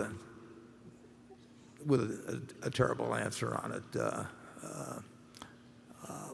Charlie, I'll let you. Well, steel the conditions in steel were almost unbelievably adverse to the American steel industry. Even Donald Trump can be right on some of this stuff. The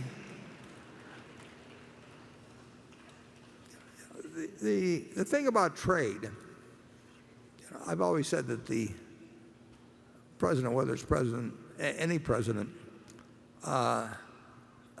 needs to be an educator in chief, which Roosevelt was in the Depression. That's why he had those fireside chats, and it was very important that he communicated to the people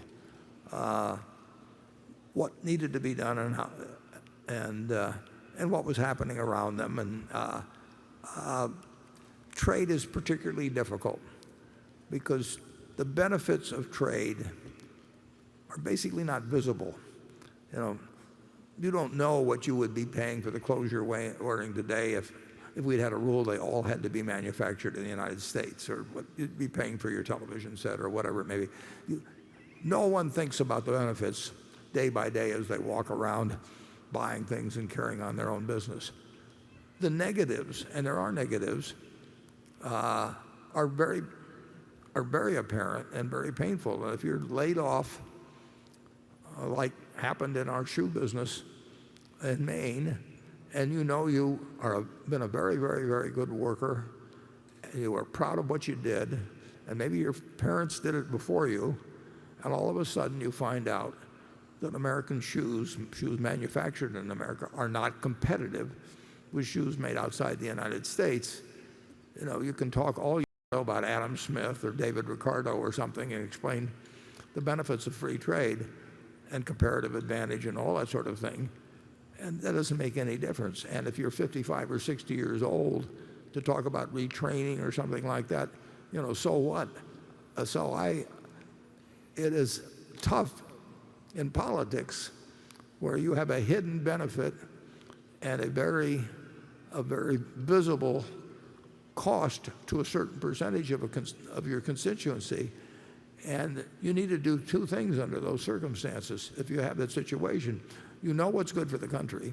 So you have to be very good at explaining how it does really hurt in a real way somebody that works in a textile mill like we had in New Bedford, where you only spoke Portuguese, half our workers only spoke Portuguese, and suddenly they have no job, and they've been doing their job well for years. You've got to do two things. You have to understand that that's the price individuals pay for what's good for the collective good, and secondly, you got to take care of the people that were retraining as a joke because of their age or whatever it may be, and you've got to take care of the people that become the roadkill in something that is collectively good for us as a country. And that takes society acting through its representatives to develop the policies that will get us the right collective result and not kill too many people economically in the process. And we've done that in various arenas over the years. The people in their productive years do help take care of the people that are too old and too young. I mean, every time a baby is born in the United States, we take on an obligation of educating them for 12 years. It'll cost $150,000 now. We have a system that has a bond between the people in their productive years and the ones in the young and old, and it gets better over time. Far from perfect now, but it has gotten better over time, and I believe that trade, properly explained and with policies that take care of the people that are roadkill, is good for our country and can be explained. But I think it's been a tough sell to a guy that made shoes in Dexter, Maine, or worked on a loom in New Bedford, Mass, or works in a steel mill in Youngstown, Ohio. So.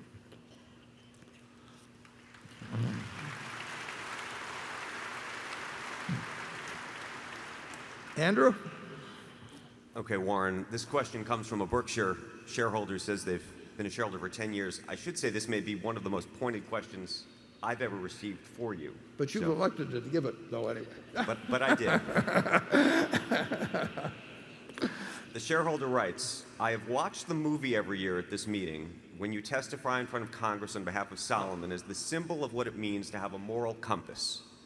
Investors are increasingly looking to invest in companies that are socially and morally responsible. So I was disturbed when you were asked on CNBC about the role that business could play in sensible policies around the sales of guns. You said you didn't think business should have a role at all, and you wouldn't impose your values on others. I was even more surprised when you said you'd be okay with Berkshire owning shares in gun manufacturers. At this meeting years ago, you said you wouldn't buy a tobacco company because of the social issues. The idea that Berkshire would associate with any company as long as it isn't illegal seems at odds with everything I think you stand for. Please tell us you misspoke. Well, let's explore that a little. Should it be just my view, or should it be the view of the owners of the company? So if I decide to poll the owners of the company on a variety of political issues, and one of them being whether Berkshire Hathaway should support the NRA. I don't. If a majority of the shareholders voted to do it, or if a majority of the board of directors voted to do it, I wouldn't accept that. I don't think that my political views, I don't think I put them in a blind trust at all when I take the job. And in the election of 2016, I raised a lot of money. In my case, I raised it for Hillary, and I spoke out in various ways that were quite frank. But I don't think that I speak. When I do that, I don't think I'm speaking for Berkshire. I'm speaking as a private citizen, and I don't think I have any business speaking for Berkshire. We have never, at the parent company level, we have never made a political contribution. I may go, and I don't go to our suppliers. I don't do anything of that sort where I raise money either for the school I went to or for a political candidate I went to or anything else. And I don't think that we should have a question on the Geico policyholder form, are you an NRA member? And if you are, you just aren't good enough for us or something. That I think I do not believe in imposing my political opinions on the activities of our businesses. And if you get to what companies are pure and which ones aren't pure, I think it is very difficult to make that call.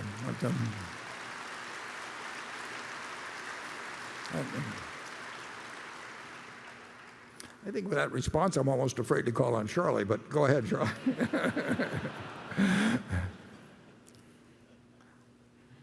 Well, obviously, you do draw a limit, Warren. Yeah, we all did. All kinds of things, which are beneath us, even though they're legal.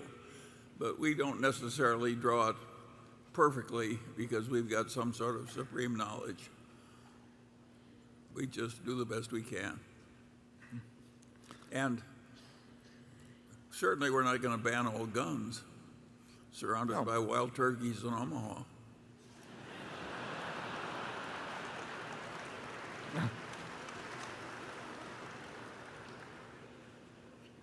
Okay, Greg. Warren, this question is also based on something you said more recently, so I can't guarantee it's going to be any easier. You recently noted that you prefer share repurchases over dividends as a means for returning capital to shareholders should Berkshire's cash balances continue to rise and hit the $150 billion threshold you noted as being difficult to defend to shareholders at last year's annual meeting.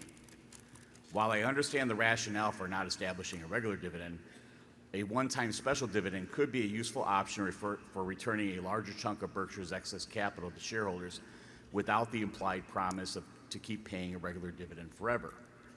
The drawback with the special dividend, though, is that it would lead to an immediate decline in book value and book value per share, whereas a larger share repurchase effort, while depressing book value, would reduce Berkshire's share count, limiting the impact on book value per share. If we do happen to get a few years out and Berkshire does hit that $150 billion threshold because valuations continue to be too high, both for acquisitions and for the repurchase of company stock, would you consider a one-time special dividend as a means for returning capital to shareholders? Well, if we thought we couldn't use capital effectively, we would try to figure out the most effective way of returning capital to shareholders. And you could, I would have probably, I think it'd be unlikely we'd do it by a special dividend. I think it'd be more likely we'd do it by a repurchase if the repurchase didn't result in us paying a price above intrinsic value per share. We're never going to do anything that we think is harmful to continuing shareholders. So if we think the stock is intrinsically worth X and we would have to pay some multiple, some modest multiple even above that to repurchase shares, we wouldn't do it because we would be hurting continuing shareholders to the benefit of the people who are getting out. But we will try and do whatever makes the most sense, but not with the idea that we have to do something every day because we simply can't find something that day. We had a vote, as you know, I don't know, a few years back on whether people wanted the dividend, and the B shares, so we're not talking my shares or Charlie's or anything, but the B shares voted 47-1 against it. So I think through self-selection of who becomes shareholders, I don't think shareholders world or countrywide on all stocks would vote 47-1 at all. But we get self-selection in terms of who joins us, and I think they expect us to do whatever we think makes the sense for all shareholders. And obviously, if we really thought we never could use the money effectively in the business, we should get it out one way or another. And you've got a bunch of directors who own very significant amounts of stock themselves, and you can expect them to think like owners. That's the reason they're on the board, and you can expect the management to think like owners, and owners will return money to all of the owners if they think it makes more sense than continuing to look for things to do. But we invested in the first quarter, maybe you have to look it up on the, well, certainly through April, probably close to $15 billion or something like that net. So, and we won't always be in a world of very low interest rates, nor high private market prices. So we will do what makes the most sense. But I can't see us ever making a special, or almost, it's very unlikely we would just pay out a big special dividend. I think that if we put that to the vote of the shareholders, and Charlie and I did not vote, I think we would get a big negative vote, and I'd be willing to make a bet on that one. Charlie? Well, as long as the existing system continues to work as well as it has, why would we change it? We've got a whole lot of people that are accustomed to it, have done well under it, and if conditions change, why, we're capable of changing our minds if the facts change. Yeah, and we've done that several times. Yes. Yeah. Although I must say it's a little hard. It always brings me back to earth. Okay, station 6. Hi, good morning, Mr. Buffett and Mr. Munger. My name is Steffi Yu from Horizon Insights, a China-focused research firm based in Shanghai. So I have a lot of mutual fund clients in China who are very young, relatively younger, and they manage a smaller portion of funds. So my question is, if you only have $1 billion in your portfolio today, how would you change your investments? Would you consider more investment opportunities in emerging markets such as China? Thank you. Yeah, I would say if I were working with $1 billion, I would probably find within a $30 trillion market in the United States where I understood things better just generally than I do around the world. I'd probably find opportunities there that would be better, incidentally, by some margin than what we can find for hundreds of billions. But I wouldn't, there's no way I'd rule out emerging markets. There was a time 15 years ago or so when just because it was kind of interesting and it took me back to my youth, on a weekend I went through a directory of Korean stocks and I bought, and these were small stocks. Well, they were small by the standards of either Korean or American business. They were big companies.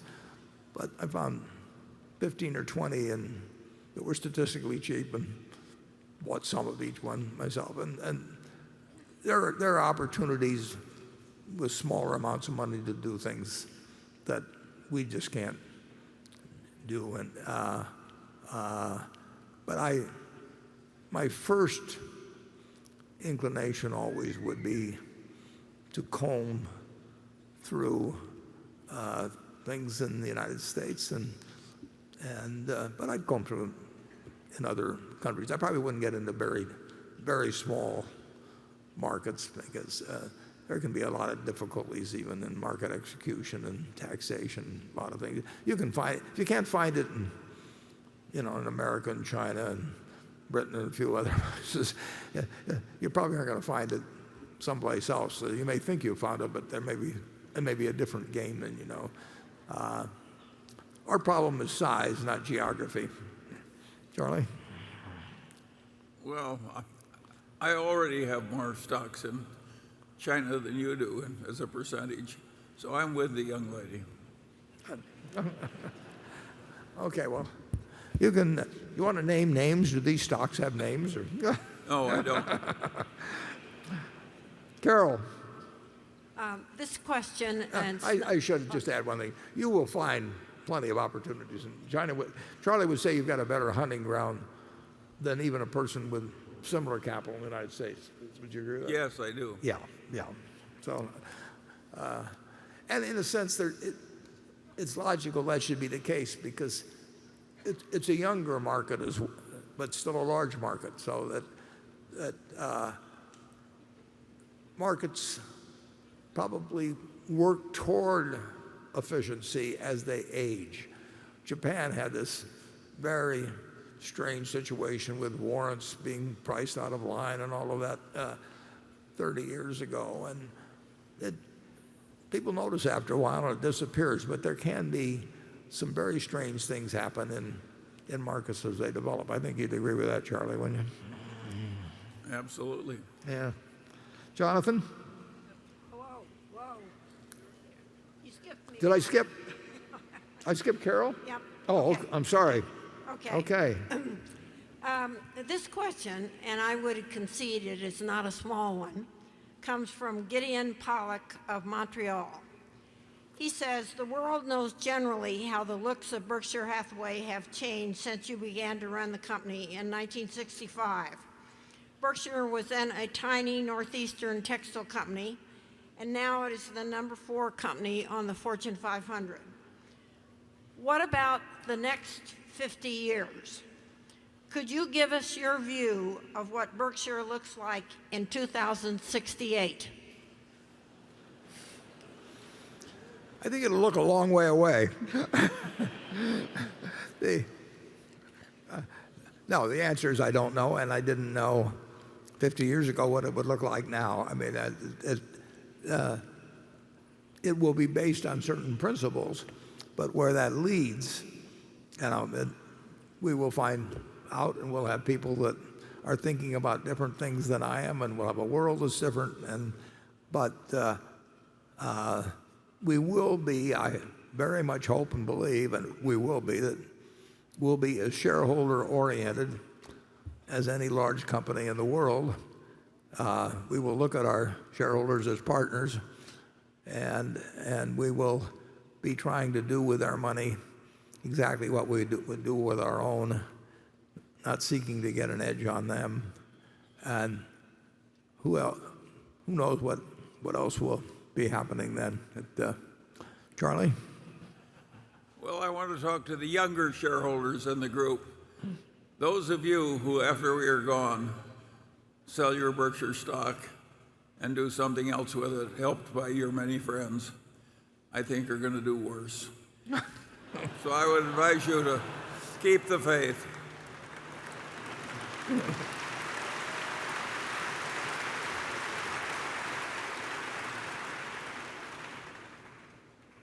Well, by the way, some of that has already happened in many families. I'll give his answer next time now that I see it get all the applause. Jonathan. Duracell's $82 million of pre-tax profits in 2017 were still well below what it earned as a subsidiary of P&G. Can you clarify or quantify to what extent transition costs or purchase price accounting impacts at the segment level were still temporarily a burden last year? Or is it possible that the GAAP earnings contribution simply reflects a commoditization of the category given the entry of Amazon into the battery market? I did see that Duracell's earnings were up in the first quarter. Is that a sign of a more meaningful contribution in 2018 and beyond as you finish right-sizing the manufacturing footprint and acquisition-related charges fall away? Yeah. Duracell should be earning more money than it is now, and will be. And as you mentioned, it's well on its way there, but it is not earning an appropriate amount now based on the history of the company. I was around when I was on the board of Gillette when Gillette bought Duracell, and I've seen what it does when it isn't managed to its full extent, and I saw what Jim Kiltz did with it at Gillette when he ran it, and there were a lot more transition problems in the purchase. For one thing, there's a lot of rules connected with our swap of our stock in P&G for Duracell. There are a lot of things that you cannot do that made sense to do in that period of transition from P&G's management to ours. But Duracell, the brand is strong, very strong. The product line is very strong. So and we are making more money, and we should, and I believe we will, earn really what the property is capable of earning. We should be earning that relatively soon. But you're absolutely right that it is, from a profit standpoint, is underperforming. We're making a lot of changes, and some of those are involved in jurisdictions, countries where it is really expensive to change in terms of employment payments that have to be made if a plant is changed or something of the sort. But I like the Duracell deal absolutely as well as when we made it. Charlie? I like it better than you do. No, Duracell is a very, it's our kind of business. And it is. Okay, station 7. Good morning. I have a question related to the bond market, the U.S. Treasury bond market. My name is Ole Larsen. I live in the San Francisco Bay Area, and I never worked in the financial industry. I started out buying penny mining stocks on the Vancouver Stock Exchange, and then a decade later I got married, and my wife convinced me to buy Berkshire shares. That was probably a good decision. So my question is, I read the newspapers about the Federal Reserve and the inflation numbers, and there must be an increased supply of treasury bonds that must go to auction. And my question is, what do you expect that to impact yield or interest rate? Yeah, well, the answer is I don't know. And the good news is nobody else knows, including members of the Federal Reserve and everybody. There are a lot of variables in the picture. And the one thing we know is we think that long-term bonds are a terrible investment. And we, at current rates or anything close to current rates, so basically all of our money that is waiting to be placed is in treasury bills that I think have an average maturity of 4 months or something like that at most. The rates on those have gone up lately, so that in 2018, my guess is we'll have at least $500 million more of pre-tax income than we would have had from the bills last year. But they still, it's not because we want to hold them, we're waiting to do something else. But long-term bonds, they're basically at these rates. It's almost ridiculous when you think about it, because here the Federal Reserve Board is telling you we want 2% a year inflation, and the very long bond is not much more than 3%. And of course, if you're an individual and you pay tax on it, you're going to have some income taxes to pay, and let's say it brings your after-tax return down to 2.5%. So the Federal Reserve is telling you that they're going to do whatever's in their power to make sure that you don't get more than 0.5% a year of inflation-adjusted income. And that seems to me I wouldn't go back to penny stocks, but I think I would stick with productive businesses or certain other productive assets by far. But what the bond market does in the next year, you've got trillions of dollars in the hands of people that are trying to guess which maturity would be the best to own and all that sort of thing. And we do not bring anything to that game that would allow us to think that we've got an edge. Charlie? Well, it really wasn't fair for our monetary authorities to reduce the savings rates paid mostly to our old people with savings accounts as much as they did. But they probably had to do it to fight the Great Recession appropriately. But it clearly wasn't fair, and the conditions were weird. In my whole lifetime, it's only happened once that interest rates went down so low and stayed low for a long time. And it was quite unfair to a lot of people, and it benefited the people in this room enormously because it drove asset prices up, including the price of Berkshire Hathaway stock. So we're all a bunch of undeserving people, and I hope that we continue to be so. At the time this newspaper came out in 1942, the government was appealing to the patriotism of everybody. As kids, we went to school and we bought savings stamps to put in well, they first called them U.S. war bonds, then they called them U.S. defense bonds, and then they called them U.S. savings bonds. But they were called war bonds then. And you put up $18.75, and you got back $25 in 10 years. And that's when I learned that $4 for 3 in 10 years was 2.9% compounded. They had to put in small print that, and even an 11-year-old could understand that 2.9% compounded for 10 years was not a good investment. But we all bought them. It was part of the war effort basically, and the government knew. I mean, you knew that significant inflation was coming from what was taking place in finance in World War II.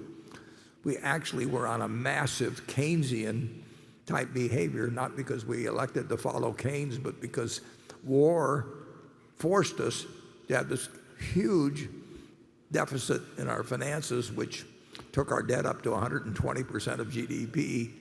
And it was the great Keynesian experiment of all time, and we backed into it, and it sent us on a wave of prosperity like we've never seen. So you get some accidental benefits sometimes. But the United States government then was urging every citizen to put their money into a fixed dollar investment at 2.9% compounded for 10 years. And I think Treasury bonds have been unattractive ever since, with the exception of the early 80s. That was something at that time. I mean, you really had a chance to buy.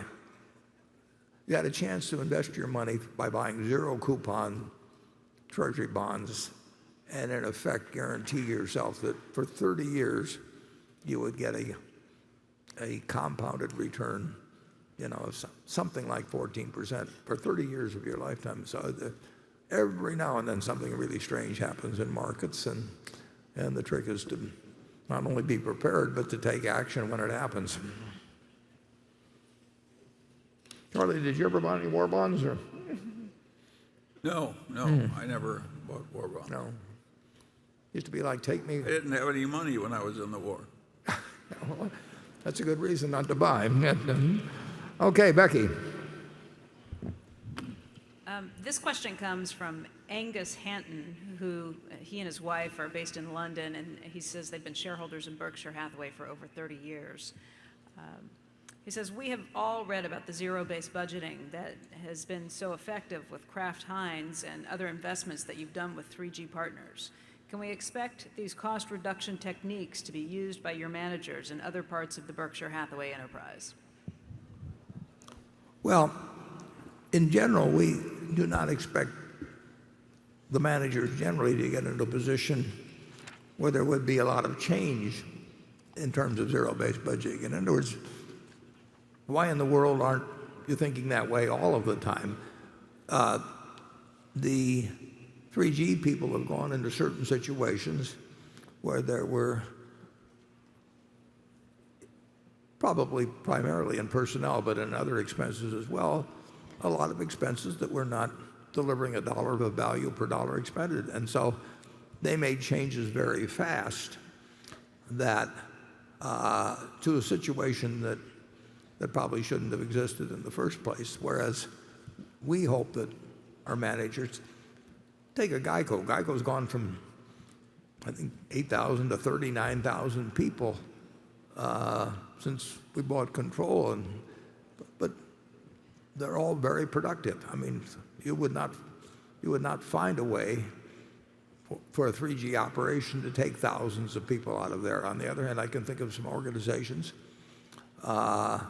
where you could take a whole lot of people out where it isn't being done because the businesses are very profitable to start with. That's what happened with the tobacco companies, actually. They were so profitable that they got all kinds of people around that weren't really needed, but the money just flowed in. So our managers have different techniques of keeping track of or of trying to maximize customer satisfaction at the same time that they don't incur other than necessary costs. And And I think probably some of our managers may well use something that's either zero-based budgeting or something akin to it. They do not submit budgets, never have, to me. I mean, they've never been required to. We've never had a budget at Berkshire. We don't consolidate our figures monthly. I mean, I get individual reports on every company, but there's no reason to have some extra time spent, for example, by having a consolidated figures at the end of April or the consolidated figures at the end of May.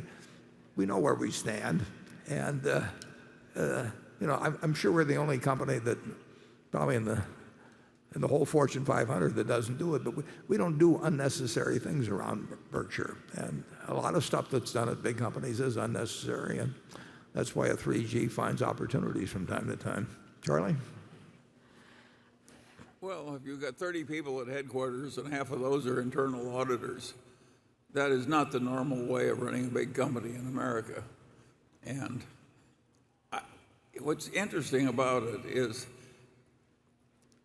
obviously we lose some advantages from big size, but we also lose certain disadvantages from having a big bureaucracy with endless meeting after meeting after meeting around headquarters. And net, I think we've been way ahead with our low overhead diversified method, and it also makes our company attracted to very able, honorable people who have companies. So generally speaking, the existing system has worked wonderfully for us. I don't think we have the employment that could be cut effectively that a lot of other places have. And I think our methods have worked so well that we'd be very unlikely to change them. Yeah, I think at headquarters you could say we have kind of sub-zero based budgeting, and we hope that the example at headquarters is to a great extent emulated by our It isn't just the cost reduction. I think the decisions get made better if you eliminate the bureaucracy. Oh, yeah. I think a bureaucracy is sort of like a cancer, and it functions sort of like a cancer. And so we're very anti-bureaucracy, and I think it's done us a lot of good. In that case, we're quite different from, say, Anheuser-Busch at its peak. Okay, Gary. My question is on small commercial, and specifically direct small commercial. You seem to have some websites that enable buyers to purchase small commercial insurance directly. Burke is one of them. It's a very competitive, fragmented market, but what is your strategy for that market? And then can you ultimately Geicoize the small commercial market? Well, we'll find out. I mean, it's a very good question because that's exactly the question we ask ourselves. And we have this incredible company at Geico, which has gone direct in the personal auto field and is, first started in 1936. And there's no question in my mind that over a lot of years, and maybe not so many years, something like small commercial, anything that takes cost out of the system, makes it easier for the customer, is going to work over time if you've got a system that was based on something that had more layers of agency costs and that sort of thing. So we are experimenting, and we'll continue to experiment on something like small commercial, workers' comp, whatever it may be.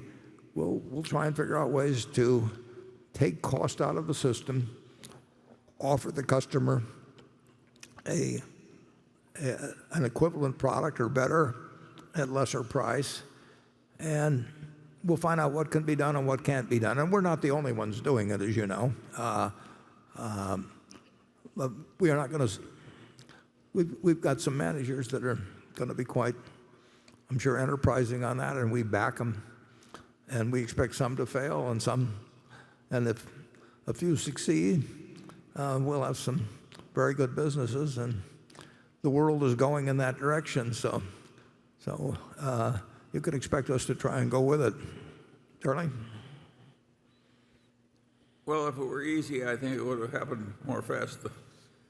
Yeah, but it will happen as we go along. I mean, it wasn't easy in auto. I mean, when you think about it. No, it wasn't. You know, I mean, it was a system with all kinds of extra costs to go back to the turn of the 19th century into the 20th. I mean, it was built on fire insurance and strong general agencies, and that slopped over into auto when the auto came along in 1903 from Ford or whatever. And so it grew within a system that really wasn't very efficient compared to what was available, but it took State Farm initially to go to a direct or a captive agency system, and then it took USAA and then later Geico and then later Progressive to go to direct systems that are even more efficient and consumer friendly. And the same thing is going to happen to some degree in all kinds of industries, and certainly small commercial. Somebody will could happen, but it will be slow. It takes an amazingly long time. I mean, but you know, the battle doesn't always go to the strong and the race to the swift, but that's the way to bet, you know, as they say. So, okay, station 8. Austin Merriam from Jacksonville, Florida. Mr. Buffett, with the recent news of the partnership between you, Mr. Bezos, and Mr. Diamond to challenge the healthcare industry and the self-admitted difficulties you are running across, this would lead me to believe the industry has higher barriers to entry than may have originally been hypothesized, a larger moat, if you will. Would that justify a higher earnings multiple for established players in the industry, such as PBMs, for example? Well, just though the system may have a moat against intruders, it doesn't mean that everybody operating within the system has individual moats, for one thing. Now, we are, if this new triumvirate succeeds at all, we are attacking an industry moat. And I'm defining industry very broadly, healthcare, not just, you know, healthcare insurers or this or that. We're trying to figure out a better way of doing it and making sure that we're not sacrificing care, and the goal is to improve care. And like I say, it's a lot bigger than a single company's moat. It's bigger than a component of the industry's moat. The moat held by the whole system, since it interacts in so many ways, is actually, that's the moat that essentially has to be attacked, and that's a huge moat. And like I say, we'll do our best. But I hope if we fail, I hope somebody else succeeds. Charlie? Well, I suspect that eventually, when the Democrats control both houses of Congress and the White House, we will get single-payer medicine. And I don't think it's going to be very friendly to many of the current PBMs.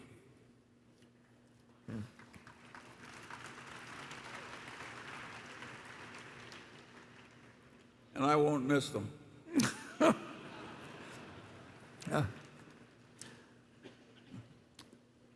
Andrew? This question comes from Keeley and actually is directly about the issue of moats. He notes that Elon Musk this week on his Tesla earnings call said the following, quote, "I think moats are lame. They are like nice in a sort of quaint vestigial way, and if your only defense against invading armies is a moat, you will not last long. What matters is the pace of innovation. That is the fundamental determinant of competitiveness," unquote. So Warren, it seems the world has changed. Business is getting more competitive, pace of innovation, technology is impacting everything. Is Elon right? Let me answer that one, Warren. Elon says a conventional moat is quaint, and that's true of a puddle of water. And he says that the best moat would be to have a big competitive position, and that is also right. It's ridiculous.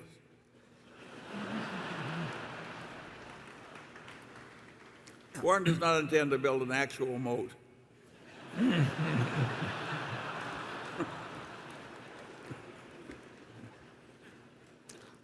Even though they're quaint. Yeah. There's certainly a great number of businesses. This has always been true, but it does seem like it. The pace has accelerated and so on in recent years. There's been more moats that have become susceptible to invasion than seemed to be the case earlier. But there's always been the attempt to do it. And here and there are probably places where the moat is as strong as ever. But certainly you can certainly should be working at improving your own moat and defending your own moat all the time. And Elon may turn things upside down in some areas. I don't think he'd want to take us on in candy, but and we've got some other businesses that wouldn't is so easy to you can look at something like Granimals out there in the other room, and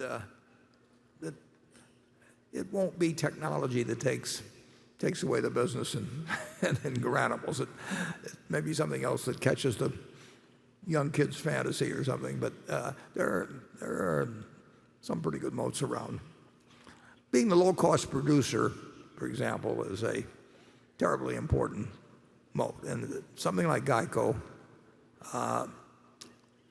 technology has really not brought down the cost that much, and that I think our position as there are a couple of companies that have costs as low as ours, but among big companies, we are a low-cost producer, and that is not bad when you're selling an essential item.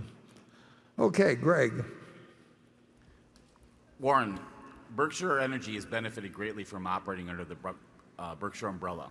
By not having to pay out 60 to 70% of earnings annually as a dividend, the company was able to amass $9 billion in capital the past 5 years and closer to $12 billion in the past 10. Money that could be allocated to acquisitions and capital spending, especially on renewables. While tax credits for solar energy don't run out until next year, we've already seen a dramatic reduction in Berkshire Energy's capital commitment to solar projects. And even though spending on wind generation capacity is projected to be elevated this year and next, it does wind down in 2020 as the wind production tax credits are phased out. Absent a major commitment to additional capital projects, it looks like Berkshire Energy's expenditures in 2021 will be its lowest since 2012, leaving the firm with more cash on hand than it has had in some time. Do you think it is likely at that point that Berkshire Energy starts funneling some of that cash up to the parent company? Or will it be earmarked for debt reduction or just be left on the balance sheet as dry powder for acquisitions? Yeah, you're right about when tax credits phase out and all of that, although as you know, they've extended that legislation in the past, and who knows exactly what the government's position will be on incentivizing various forms of alternative energy. But my guess is, if you take the logical expenditures that may be required in all aspects of the public, of electric generation and the utility business generally, I think there'll be a lot of money spent, and the question is whether we can spend it and get a reasonable return on it. And there again, we'll do what's logical. There are three shareholders basically of Berkshire Hathaway Energy. Berkshire Hathaway itself owns 90% of it, and Greg Abel and his family perhaps, and Walter Scott and again family members own the other 10%. And we all have an interest in employing as much capital as we can, and we'll know when it can be done and when it can't be done, and there's no tax consequences to Berkshire at all. So, but the three partners will figure out which makes the most sense. But when you think of what might be done to improve the grid in the U.S. and the fact that we do have the capital, I wouldn't be surprised if we find good uses for capital in Berkshire Hathaway Energy and for a long time in the future. Charlie? Yeah, well, I think there'll be huge opportunities in Berkshire Energy as far ahead as you can see to deploy capital very intelligently. So I think the chances of a big dividend is approximately zero. Yeah. And we've not only got the money to an extent that virtually no utility company does, and we've also got the talent too. I mean, we've got a very, very talented organization there. So it's a big field, and we've got shareholders that are capitalists, and we've got managers that are terrific, and you would think we'd find something intelligent to do over time in the field. So far we have. I mean, we've owned it now for close to 20 years, and we've deployed a lot of capital, and so far so good. I mean, it's you look at the improvements that can be made in our utility system in the United States. You're talking hundreds and hundreds and hundreds of billions of dollars, if not trillions. So, where else but Berkshire you look for that kind of money? Okay, station 9. I'm Richard Surser from Tucson, Arizona. At Berkshire, what counts most are increases in our normalized per share earning power. That was in your last letter. What is our normalized per share earning power as you estimate it? Well, I would say that what you saw in the first quarter under these tax rates would probably be a reasonable guess. Obviously it depends on the economy in any given year. I would say that is a reasonable estimate, but we have firepower we haven't used, and we'll have more firepower as we go along. So we do expect that normalized earning power to increase over time. And if it doesn't, one way or another, we're failing you because we're retaining those earnings. So I don't see anything abnormal in our earnings, figured now at a 21% federal rate. But as I look at the $5.25 billion in the first quarter, seasonally, insurance is better in the first quarter, but seasonally, most of our businesses, the first quarter is not the strongest quarter for us. I don't see anything abnormal in it. And then I think you should expect, we expect substantial capital gains over time in addition to what comes from the operating businesses. So how much you figure in for that, I would say that the retained earnings beyond dividends of our $770 billion of equities, in other words, how much they are keeping from us, but that our share of the earnings, which can be used by them, whether it's Apple or American Express or Coca-Cola or Wells Fargo or whatever, our share is in many billions of dollars annually. And one way or another, we think that those dollars will benefit us as much as if they'd been paid out. Now, in certain cases they won't, but in certain cases they'll excel the amount in terms of market value created. So there's many billions of dollars we are not showing in our earnings that is being retained by our investees.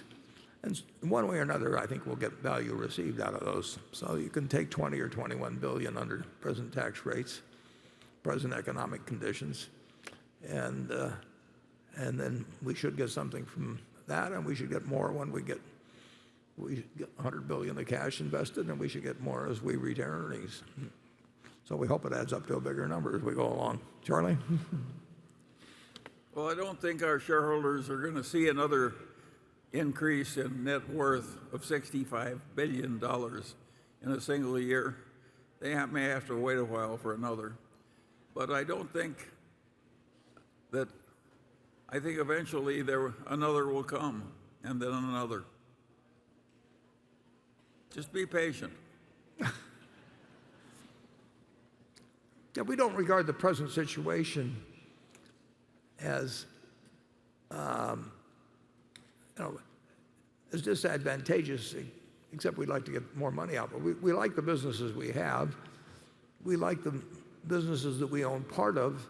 We are not reflecting in the way we look at earnings. The dividends we get from those partially owned companies falls far short of what they're going to contribute, in our view, to Berkshire's overall earnings over time. We wouldn't own those stocks otherwise. And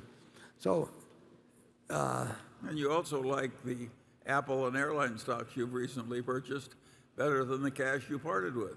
Absolutely, yeah. And that's quite a lot. Yeah. Okay, we won't pursue that further. Carol? This question is from Daniel Kane of Atlanta. Your annual letter this year pointed out that Berkshire has become a leader in real estate brokerage in the United States. Congratulations. That is a significant feat in less than 20 years. But let me mention a sticky point. If fees charged by stock market active managers are a drag on investor performance, I would argue that real estate commissions are no different and perhaps more detrimental, especially when one considers the lifetime effects of large, foregone upfront cash flows and the power of compounding interest. I would be pleased to hear your rejoinder on the points I've raised. Well, the purchase of a home is the largest financial transaction for a significant percentage of the population that they make, and a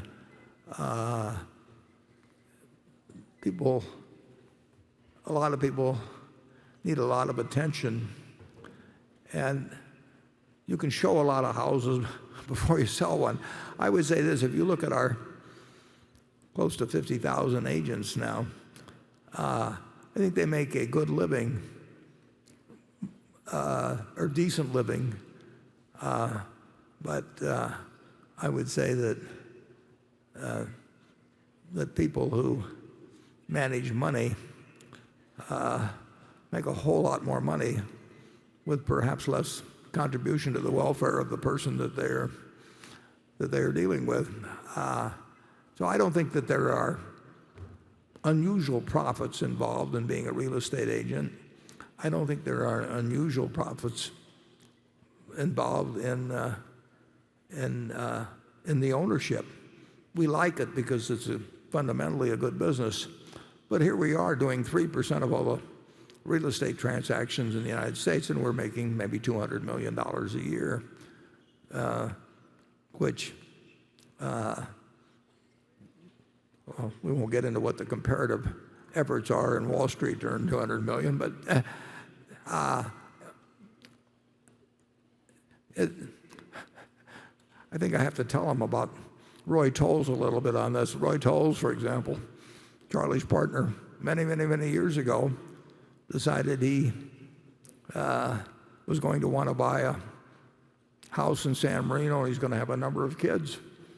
So he sent his wonderful wife, Martha, out, and for 6 months he had her look at houses in San Marino, and this is many years ago, and if they were priced at $150,000, he had her offer $75,000, and of course the real estate agents were going crazy because they never were going to get something listed at $150 sold at $75. And then finally, when she found one that they both really liked, he had her offer something like $120, and the real estate agent was so happy to get a bid that was in the general area of the offering price that he would work very hard on the seller to take that bid, because he knew he did not want 6 more months of Roy bidding at the lower prices. So you don't sell them on the first trip. Incidentally, I had Roy buy a house from me sight unseen because this was a guy that knew human nature. You don't get rich. Real estate agency is, people earn their money, and they earn it in a perfectly respectable and honorable manner in terms of what they get paid. And as in every single industry there is, there can be excesses or mistakes or that sort of thing. But we will continue to buy more brokers. In fact, we'll probably have another couple to announce before long. And we will feel that if we get to where we're doing 10% of the real estate brokerage business in the country and we're making $600 or $700 million a year pre-tax, we will not think that's a crazy amount of money to make for enabling 10% of 5 million people to change their homes every year in the United States. Charlie? Well, the commissions in real estate may get unreasonable if you're talking about $20 million houses. It seems a little ridiculous to pay a 5% commission on a $20 million transaction.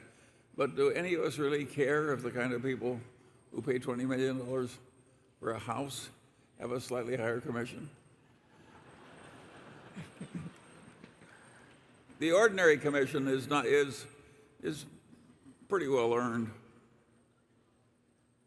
Yeah, we have a number of brokerage firms. So the highest has their average transaction in one section of the country would be close to $600,000 a unit, but in terms of the sales price of the house. But in most of our real estate operations, the average price is more like $250,000 or something in that area. And you can show a lot of houses to make one $250,000 sale, and of course you split the listing company and the selling company are usually two different companies. So it does not strike me as excessive, and incidentally, it doesn't strike the people in the industry that way easier. It has not been particularly susceptible to online type substitution or something of the sort. The real estate agent earns their commission in most cases, but Charlie's had more experience with $20 million houses, so he will comment on that area. Okay, we'll have one more question before we break. Jonathan? Given the changes in consumer tastes in the food business and Kraft Heinz's already high margin structure, do you think the brands they own today plus new product introductions can together maintain or increase the current level of profits over the next 10 years without the benefit of acquisitions? Is there anything in their portfolio besides ketchup that is enjoying growing demand? Well, in effect, you're asking me whether Kraft Heinz is a good buy, and we don't want to give information on marketable securities like in that manner. But yeah, there are a number of items besides ketchup that enjoy growing demand, and some vary quite a bit by geography. There's enormous differences in the penetration of various products in the portfolio. Consumer packaged goods are still a terrific business in terms of return on invested assets, but the population worldwide grows fairly smallly and at a fairly minor rate, and people are going to eat about the same amount, and there is some more willingness to experiment, or go for organic products of the sort. It's a very good business, and there are new products coming out constantly. It's not one where you're going to get terrific organic growth, but it never has been. And I like the business, and we own 26% of it. But there are a number of items within Kraft Heinz that enjoy fairly healthy growth. And I think you'd find that at most food companies, and I think you'd find very good returns on tangible net assets at those businesses. And with that talk about food, we will now break for lunch. And We will come back in about an hour and look forward to joining you.